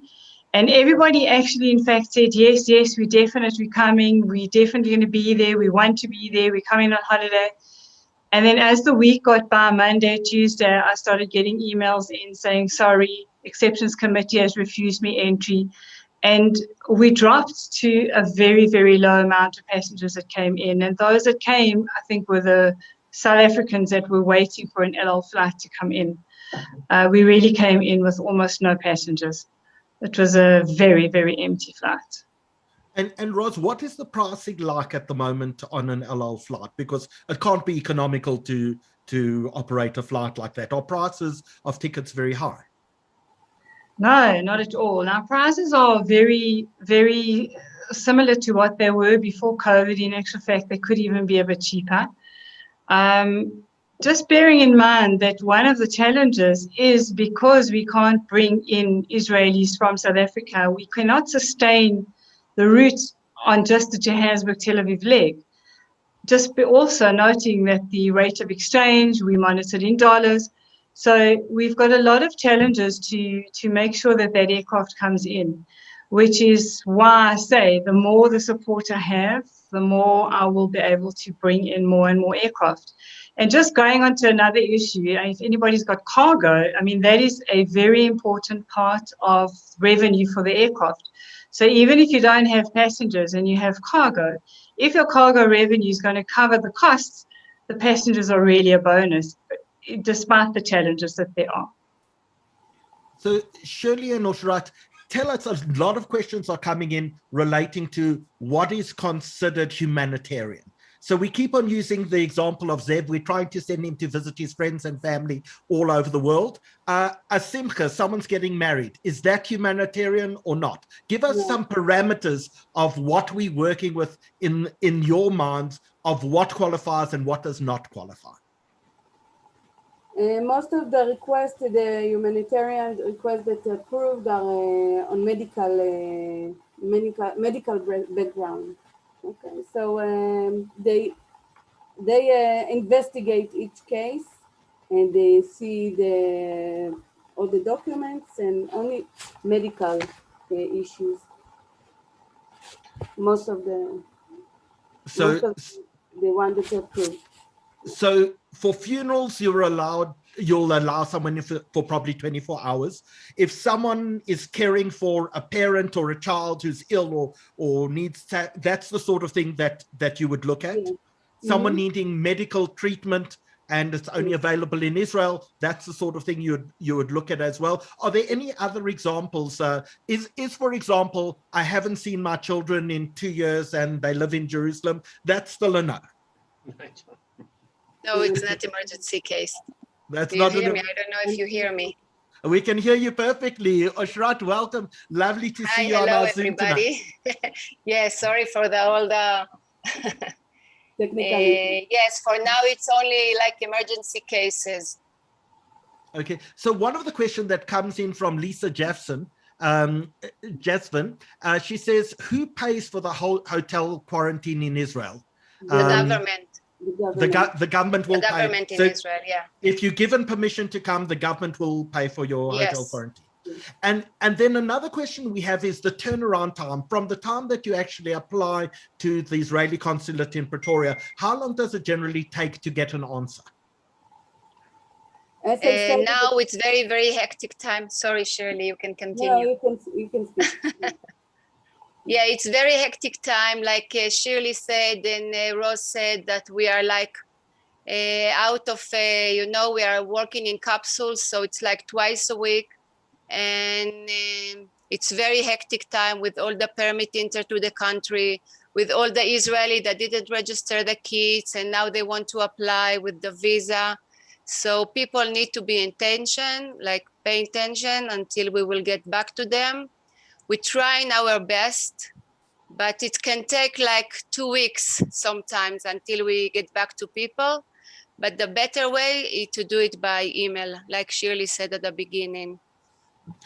One of the questions, we spoke about funerals, but obviously people sit shiva as well. If they need to sit shiva, can they sit shiva in Israel? Sure.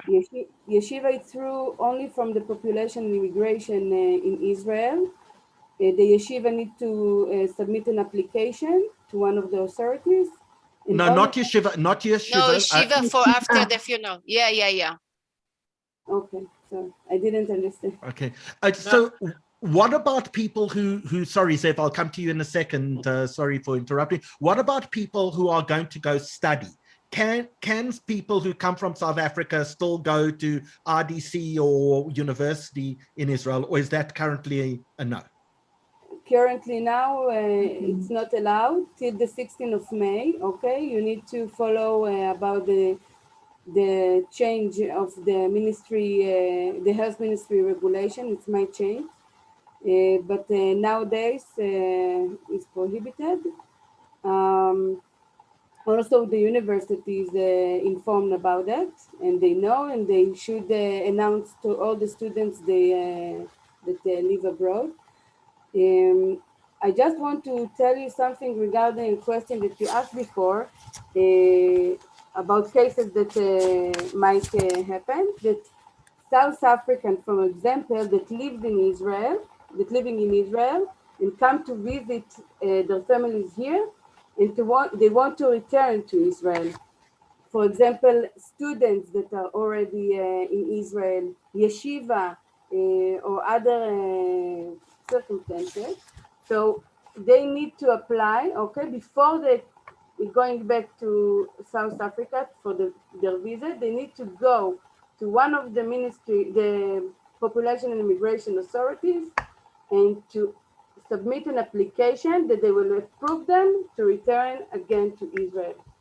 Okay, this is something that is very important that people should know. So there's a question that's come in and says, a vaccinated Israeli who wants to visit a dying parent in South Africa for 2 weeks and then go back to Israel, they need to apply, I check, I understand it, they need to apply in Israel. If Israel grants permission, then they can fly to South Africa if they've got permission. And when they fly back, they have to go into home quarantine. Is it 10 days or 14 days? It's 10 days only. When you arrive to Israel, you need to do again the PCR test at the airport, okay? And then you go to home quarantine. You can do again on the 8th day the PCR test. And if you receiving a negative, you can finish your quarantine on the 10th day, okay? Okay, great. Zev, sorry, you had a question. No, I think also just to bring, I think Oshrat and Shirley and Liat and the embassy, they also personally, they're trying their best. It's unbelievably frustrating. we've had fathers missing their child's bar mitzvahs, you know, because it wasn't regarded as humanitarian. But I do think the embassy, the consulate, and the Jewish agency has really managed these horrible laws with unbelievable chesed. And I don't think, I mean, they get fined day and night. If you think we get fined a lot, I mean, and they're the ones, in a sense, you have to put the case forward. So really, once again, from the Jewish community, I know it's so hard. You're trying your best. The laws are difficult. And, you know, how we started by, as I said, myself, Liat, and Professor Berishu, we pleaded with the COVID war room of the Israeli scientists and military, which will really recommend to the Israeli government what to do. And, you know, I've got to a stage now where we have to now really pray hard for the next 4 or 5 days that they allow some level of movement. I'm really hoping they would. I do think scientifically they can back up this 100 a week would really alleviate. It's complicated because what do you do with the other countries? I do know it is difficult. But as I said to them, it's really affecting how Jewish families are living. And, you know, yes, we don't live like our grandparents when we got put on a boat. Our grandparents got put on a boat from Lithuania, never saw their parents or grandparents or siblings again. And, you know, we live in a world where you expect to be able to get back on a plane to visit your child or your mother or your grandmother. So I'm really hoping the Israeli government are going to somehow, they relaxed the laws for a while. They knew our B351 variant. And then they really tightened up, 8 days ago. So, Ziv, is there any indication when they'll reassess it? I mean, I'm sure Shirley will tell you the exact same, but they're going to reassess every 2 weeks. And this ban, I think, sits until the 16th of May or the 17th. So we'll most probably hear literally in the next couple of days. I'm sure we'll start hearing by about the 12th or 13th is when the scientists and the war room then go to the politicians. I think what's going to complicate it is the complexity of the current political situation in Israel. I mean, there's all talk now of a new government coming in this week. Who knows if it comes in or not? But all these things do hamper what we want in. So really, I mean, as I said, the government representatives and the Jewish agent representatives have been unbelievable. But we're really hoping that the medical scientists, the military, and the government are going to just allow a little bit of breathing, so we can open this so it's not a unbelievably painful experience, which is almost sometimes impossible to go and see. We at the heart of COVID, we all understood it, and it was just what it was. I mean, when those flights stopped, we knew we were on our own.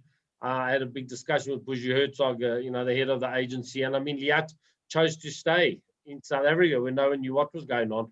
And one of the things was to always have the bridge between Israel, through the Jewish agency. I mean, the embassy staff stayed here. They could have gone back. They stayed, and they stayed through our second wave, which was really frightening when their families were being double Pfizer vaccinated in Israel. So they've been unbelievably brave to stay with us. But we're really hoping Israel's going to give us just a little bit of wiggle room. And it's not wiggle room to, schmuchel the system, as we were discussing earlier, but there is science would allow, you can monitor the 100, you can do it in the quarantine, in the hotels. It's not impossible, but there has to be a will, and there are complications. So I'm really hoping it will. I hope we get some bit of good news in 16th of May, which will allow a less tedious process. Because I think South African jury would sit the 10 days in a hotel if it meant they could visit their parents or go to a wedding or see someone. You can get the double, the PCR test. So we're hoping it will change. If it doesn't change, we're going to have to keep pushing. We'll go back to the COVID war room and we'll beg again, and maybe they'll change it in 2 weeks. But they made it very clear nothing changes for 2 weeks. And then they reassess at the end of that 2 week period. So we've got about 15, 20 minutes left. Liat, I'll come to you in 1 second. We've got about 15, 20 minutes left. We're going to try get through as many questions as possible relating to every country in the world. So if you do still want a question answered, we've got about 35 unanswered questions in our Q&A and probably another 30 in the chat. We're going to try get through as many as possible. I'm going to ask everyone to try be as short in answering questions and commenting as possible. Liat, you're up next. Just want to echo Zeev that there is a lot of work behind the scene to change the attitude to South Africa. Like Zeev is doing a lot of work, the ambassador is doing a lot of work, and also the Jewish agency. We're trying, we're presenting, we're pushing, we understand the meaning of Israel being close to the community here once most of the family here are split between Israel and South Africa and have parents there or siblings or children there that they want to go and visit and see. Weddings, bar mitzvah, any other family occasion, and we're still working very, very hard to change it. It's Israel working through a very health model that they build, and they're showing us numbers, and I think as long as we will keep safe and we will keep the numbers low, maybe the situation in Israel will change a bit towards South Africa. Okay, so let's ask a heartbreaking question to Oshrat and Shirley. Someone says, I have a son who is a lone soldier in Israel and is getting married. Can I go? Is that the sort of thing, do you think, that will pull at someone's heartstrings when you submit it to Israel, or is that unlikely? Let's be honest in our answer, because people do need to know where they stand. Yeah. I'll be very honest. I can answer for them. There's no chance. It doesn't even get to the second stage. Humanitarian is your mother or father has to be dying, or you need a heart transplant, or literally at your last breath, or they dead and you're going for the funeral. Nothing to do with simchas, nothing to do with happiness. It's all about sad of trying to bring families together before the last moments. And it's actually unfair on Shirley and Oshrat, because the hands are tied. That is the law. So your kid can be fighting for the state of Israel. He could be having his wedding, he could be having his first kid, first bris. All the simchas are on Zoom. And it's just really not fair on and I'm stepping in because I know what they go through, and they have the heart-wrenching stories, and they can't do anything. They can't do anything. It's, so Shirley or Oshrat, I mean, if I'm wrong, tell me, but there's no chance. No, you are right. It's really frustrating us too. I just imagine that last week I worked day at night, issuing permits, also over the weekend, just to help and to answer for for the application as much as they can. And then we received the new regulation, and everything I've done canceled. It's really frustrating for us, really. We really want to help you. We really want to give it the best service that we can. And at the end, they came up with those regulations. So we want to apologize for the inconvenience that happened to you. And we hope that it will be changed on the 16th of May, that we'll get good news. And we are available for you. You can so let's talk about, Shirley, let's talk about availability. Can we ask you or Shrat to please put the contact details on the consulate onto the chat, please, and we'll move it across to YouTube and Facebook as well. Or Shrat will do that because a lot of people want to know where they can actually send requests and information to. Zev? Howard, just also, I mean, Shirley didn't fully explain, but they had gone through all what was accepted humanitarian, had got the permits, yes or no. And then the Israeli government said any previous permit is cancelled. So even the people who had the humanitarian permits, who were going for operations, the operation was acceptable, all the paperwork got cancelled. And Shirley and Oshrat had to start from scratch, And it was even more onerous on them. It has been just unpleasant. And I think the frustration we're all feeling, we just can't stop realizing the real enemy here, and it's the virus. It's COVID-19. We love to try and blame another person. We love to try and blame another country. We love to blame the variant, let's blame our government. This is the worst pandemic. It's COVID-19. That's the ultimate enemy, and we as a humanitarian people have to fight it. And thank God, I mean, we have tools today.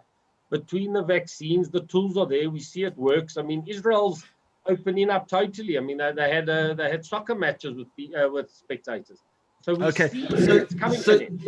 Zev, let's try to get through as many questions and answers as possible. Kim, I'll ask you to look at some of the questions coming in for you. Let's select a few of them that you would like to answer. Yes, I have answered a few of them already in text. But some of the information that you give out, people want to know. So let's quickly run through a few of those so people understand what sort of answer. Items that I actually haven't answered there. There's something that comes up time and time again. It's similar to the KLM story. President Trump put out a proclamation last year, which was then kept in place by President Biden, that nobody other than an American citizen or a green card holder can travel to America via Europe at all. That is, it's a blanket rule. It doesn't matter what visa you've got. If you are traveling, even if you've got an exemption to be allowed into America, you cannot fly into America without a green card or an American passport via Europe. You will be denied boarding. It's just blanket. And then not only that, you then won't be able to fly for another 2 weeks via that way either. So it's really difficult. You also cannot fly via London for the same reason, but also there are airlines that are booking people via London, and then those will just get cancelled. So there's no point in booking those ones. Very common question that I get is, I don't have a passport and I'm overseas and I need to get back to South Africa, and how do I get a passport? So we're seeing passports overseas taking anything from 6 months to a year and a half. Under normal circumstances, that's not even COVID related. And now you've got embassies that are closed. You cannot fly with no passport. You cannot fly with an expired passport. You need to either travel on your dual passport if you have one, but really you should be asking your embassy for an emergency travel document, it's kind of like a passport. It's just a little bit smaller. It's got a couple of pages in it. And when you arrive at the South African border, they stamp it and they take it away from you, and you apply for a passport here in roughly 2 weeks. A South African is required by law to keep their dual citizenship to travel in and out of South Africa on their South African passport. But under COVID, because they understand, Port Control have been amazing, and they understand that this is a difficulty, they give you a warning, a verbal warning, and say, look, you really need to get your passport when you're here. There are some countries like Canada, for example, where you actually can get an exemption to travel without a passport if there's really a significant reason why you can't get one. But Kim, let's just do something. If you're in South Africa, you can. Department of Home Affairs are open. They are issuing passports. You can go to your bank, an ABSA, Standard Bank, a Discovery, an Investec, and you will get. I helped someone get a passport, and it took, I think, 4 or 5 days to get a new passport in order for them to travel. So if you're in South Africa, it's not a difficulty getting a passport. It depends, Howard. It depends what passport. So if you were born in South Africa, that's not a problem. What we're finding is a problem is parents who are trying to get their child to travel, and they can't register their child's birth as South African because that side of Home Affairs is closed and has been for some time now. We're having the same thing with immigration. I saw one of the questions was, can you immigrate? I'm assuming they meant Israel, but there are people immigrating every single day. Unfortunately, COVID has put people in a position where they're actually immigrating against their will. They're immigrating because they want to come back to South Africa, or they're having to go to other countries where they've managed to find work. And you can do that. The trouble is that you cannot apply for your retention of your South African citizenship at the moment. So if you're in a situation where you're trying to immigrate, that's your stumbling block. You can't get past that point without possibly losing your South African citizenship. If you were born in South Africa, you will retain permanent residency for life. That's your birthright. If you weren't born in South Africa, you would lose it. And then if you then come back to South Africa later and you have lost your citizenship, you have to be here for 12 months completely. You can't have left South Africa's borders before you can then start to reapply for your citizenship. If you lost it as a person who wasn't born in South Africa, it's very rare to get it back. So that really is a stumbling block, but there is a court case that's hopefully going ahead tomorrow, and that should be fighting that clause. Okay, Kim, there's a question about, have you heard anything about flying to transit in Istanbul on Turkish Airlines for final destination USA? So I presume the European rules apply. If you're a South African citizen and a non-American citizen, you can't fly via Turkey to get to the United States. Yeah, so if you are not on a green card or a citizen, you can't use KLM, even if it's to South Africa. Like, you can use KLM, but just not back. You cannot use Air France either way, and you can't use Lufthansa. But yeah, so you can't use Europe. It's not an option, but you can go Ethiopian, Turkish. You can go, Kenyan, you can go Qatar. United is direct flight from New York to South Africa, and Delta from July will be flying direct from Atlanta, and they'll be going into Cape Town and into Johannesburg. So that'll be quite a useful one. The last question I'm going to ask you before we return to the Israelis is someone is asking about travel to and from Greece in mid-June. I think they're planning a holiday on the Greek islands in middle of June. Are they being completely unrealistic? I think so. I think that essential travel is where you should be heading. I always say to people that when you're booking a trip, you need to ask yourself if it's essential travel. And that's not just for legal requirements for a country like the UK who say only essential travel is allowed. You've got to understand, we've learned this the hard way, right? Everybody overseas last year was saying, well, we didn't know we'd get stuck. And now we've given you prior warning that you need to ask yourself these hard questions. If my airline stops flying and I've booked already, if I'm stuck in another country for 6 months, can I work outside of the country where I'm supposed to be for the next 6 months to a year? If there's hotel quarantine brought into any country, we don't know what's going to happen. Now, right now, we're busy battling this South African story, but it could be from the country that you're in. You need to ask yourself, if I get stuck or if there's a repatriation flight to double the price, is it still essential? And to me, if it's for a beach holiday, I would never put my family in that position. I think one of the highlights for me is reading someone's message that says, I was on last night's flight to Israel. I'm currently quarantined at the Dan Panorama Hotel in Jerusalem. It's amazing, and I'm being really well treated at the hotel. So they seem to have gotten a decent holiday out of that as well.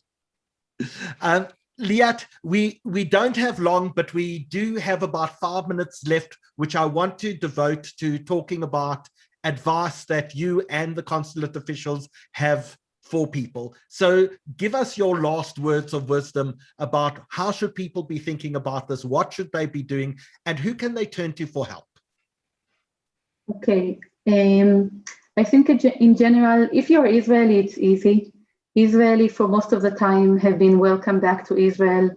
It's a bit complicated and very, very important to track the news and to see the latest information that the government putting online.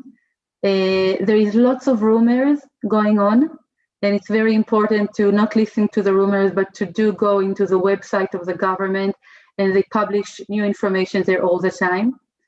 I think, as Kim said before, I will echo her, that if you don't need to go now, stay.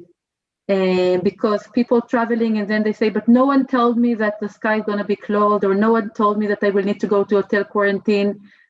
Everything changes on a daily basis.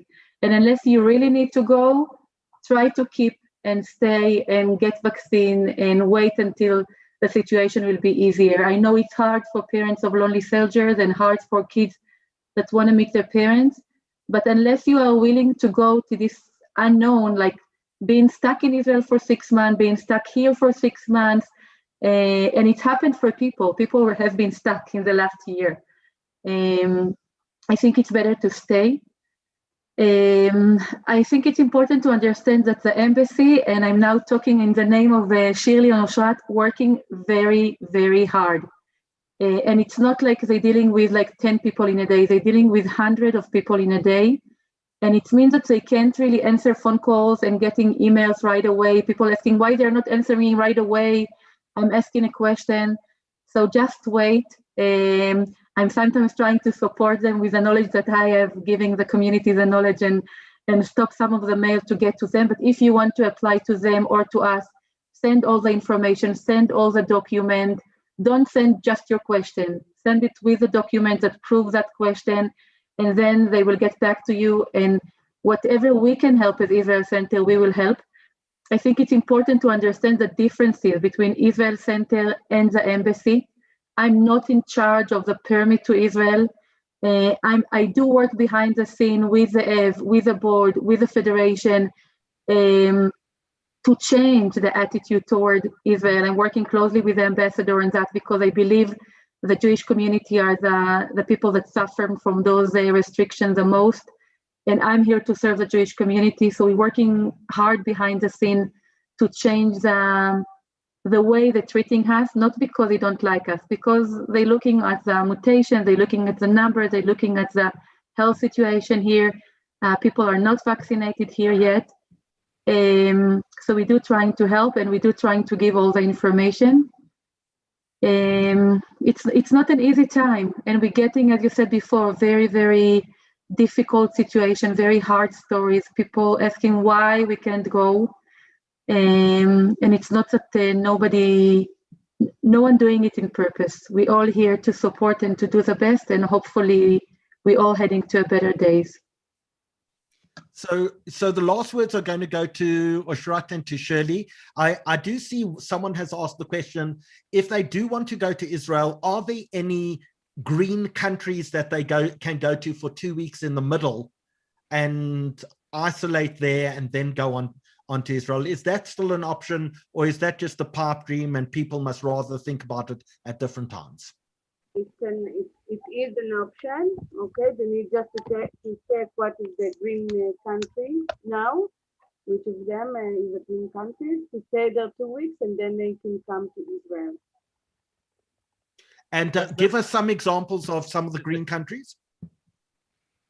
The US. We can't go. We can't go. Dubai? Okay.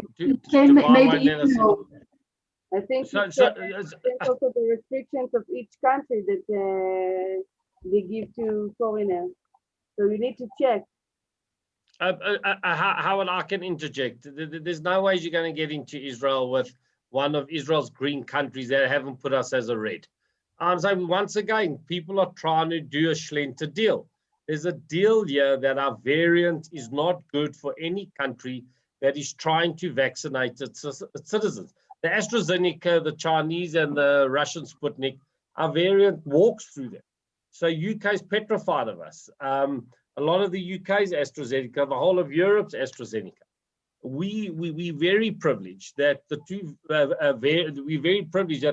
vaccines that our government has chosen that theoretically have the best chance against our B351 is the Johnson & Johnson and the Pfizer that will be very well accepted in the Western world and in Israel. So as unpleasant as it is, that you're not going, if you're going to find a little island somewhere along, well, the minute Israel or America finds out about the Schlenter deal you're trying to do, they're going to stop it. You saw that with the Maldives. It's the spirit of what the community needs to do. And or anyone listening, no one's doing it because they're being unreasonable to us. They're doing it because they are scared. We think they could be easier on us. We do believe that. But the bottom line is, it's what it is. And I tell people, don't plan your overseas holiday. Just register on the vaccine registration. And please God, it's going to go quicker than we expect. And, once there's data for Israel and America that Pfizer and Johnson & Johnson are working and pushing the 351 virus out of South Africa, they'll let us in. They'll let us in. I mean, Americans are going to go to Israel for holidays in July. New York's opening up fully in July. We're going to be 3 months later. It's the sad reality of, you know, it's the double whammy. We were late to get vaccinated, and we happened to get the worst variant that became the dominant variant in this country. We got damn unlucky, and it's at a time where our rand's doing so well. So to Tanya Golan, who says, why can't Israel vaccinate people at Ben Gurion Airport? Well, of course they could, but you need 2 vaccinations 3 weeks apart, and it only really kicks in effectiveness 10 to 14 days after the second vaccination. So in essence, you have 6 weeks at a time where you can infect other people. So it's just not practical. So Shirley and Oshrat, give us your last words of wisdom here before we wrap up for the evening. I just want to say to all, thank you for participating, and we will make the all effort to help you. Okay, I just hope that the regulation will be changed. We are for you. We are here for you. Okay, and we will help you as much as we can. I recommend you also to follow the embassy website, the consular service in our website. We are updating there also the all new regulations and also the health ministry regulations. And you can always contact us. It's better to contact us via the email that we just published here. And it's also in our website. And we will get through on this tough period together. Okay. Oshrat, from your side, you probably deal with a group of very angry South Africans who just need to take their frustrations out on someone. But maybe you want to tell them that we're all human here, we're all working on this together, and there's one Israeli word that everyone needs to learn, and that's savlanut. Just be patient, and we'll get there. It's not depends. Not on me and not on Shirley. This is the government regulation, and we are really, really trying our best. And you know, it's like luck.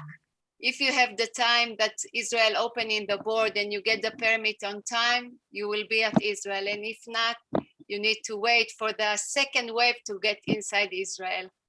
But let's hope that that it will end soon. So that's all we have to do. The most important thing, the only way we get this to end soon is to make sure that everyone in South Africa gets vaccinated as soon as possible. That's going to get us back to normality really quickly. So once again, if you're over the age of 60, please, we beg, we implore, we plead with you, go and register. And I have Zev, you mentioned you've registered your parents. My parents were, I think, front of the line, pushing the button to get registered. I believe that our parents will be registered, will in fact be vaccinated before the end of this month. And I think some of us on this panel, in fact, may be vaccinated by the end of June as well. It's going to be much sooner than we anticipate. We just have to be really proactive. So if you need any help, please just send us an email and we will help you register to make sure that you get on the vaccination program as soon as possible. Kim Kerr, your knowledge, your depth of knowledge on this topic is just astounding. I apologize in advance for the fact that there will be hundreds of people contacting you. Please, if I can ask you once again, just to put your contact details in the chat section. We've put the consulate contact details in the chat section as well. Oshrat, if I can ask you to do that as well. Liat, for people looking to make Aliyah to go live in Israel, if we can put your contact details in as well. The number of people that are forwarded onto either Shirley or Liat, I feel so sorry for both of you, but this is a topic of such great concern and so important because people are missing weddings and brisses and bar mitzvahs and those life remarkable moments where we want to be together, and we're missing out on all of this. But the way we get through that is to make sure that we all get vaccinated, that we end this pandemic as soon as possible, and that, in fact, we all return to life as normal. And so then, with and that... And Howard, sorry, just because I'm the co-host, it's my turn really to thank you for this unbelievably informative, and then all the other webinars. I think they have been an unbelievably important part of holding South African Jewry together. The Jewish Report as a newspaper has always been very informative, and sometimes we don't sit on the same side of a discussion, but it does bring everyone together. But your webinars have become world famous, and how you, as I said, as co-host, I can now officially thank you, because you normally don't get many co-hosts. And as your co-host, thank you, Howard, for not only this webinar, but all your others, and those dark times when you were doing them on the Saturday nights. And sometimes they were lifesavers. They were lifesavers for people. So a big shukar to Howard, the Jewish Report, and also once again, thanks to everyone else on the panel. But thank you, Howard.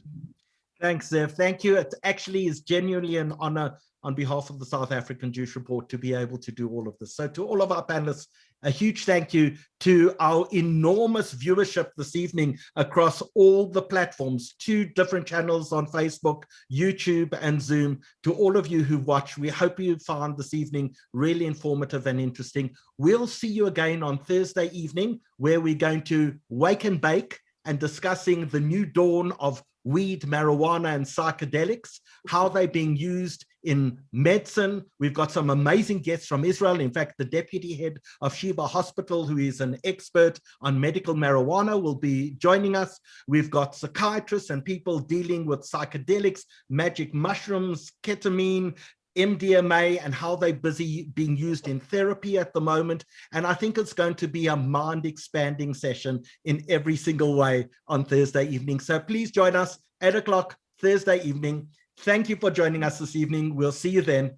Good night. We'll leave the chat open for a few minutes. If you want to post any questions or comments in there, it will be open, and we'll see you again shortly. Cheers, everyone.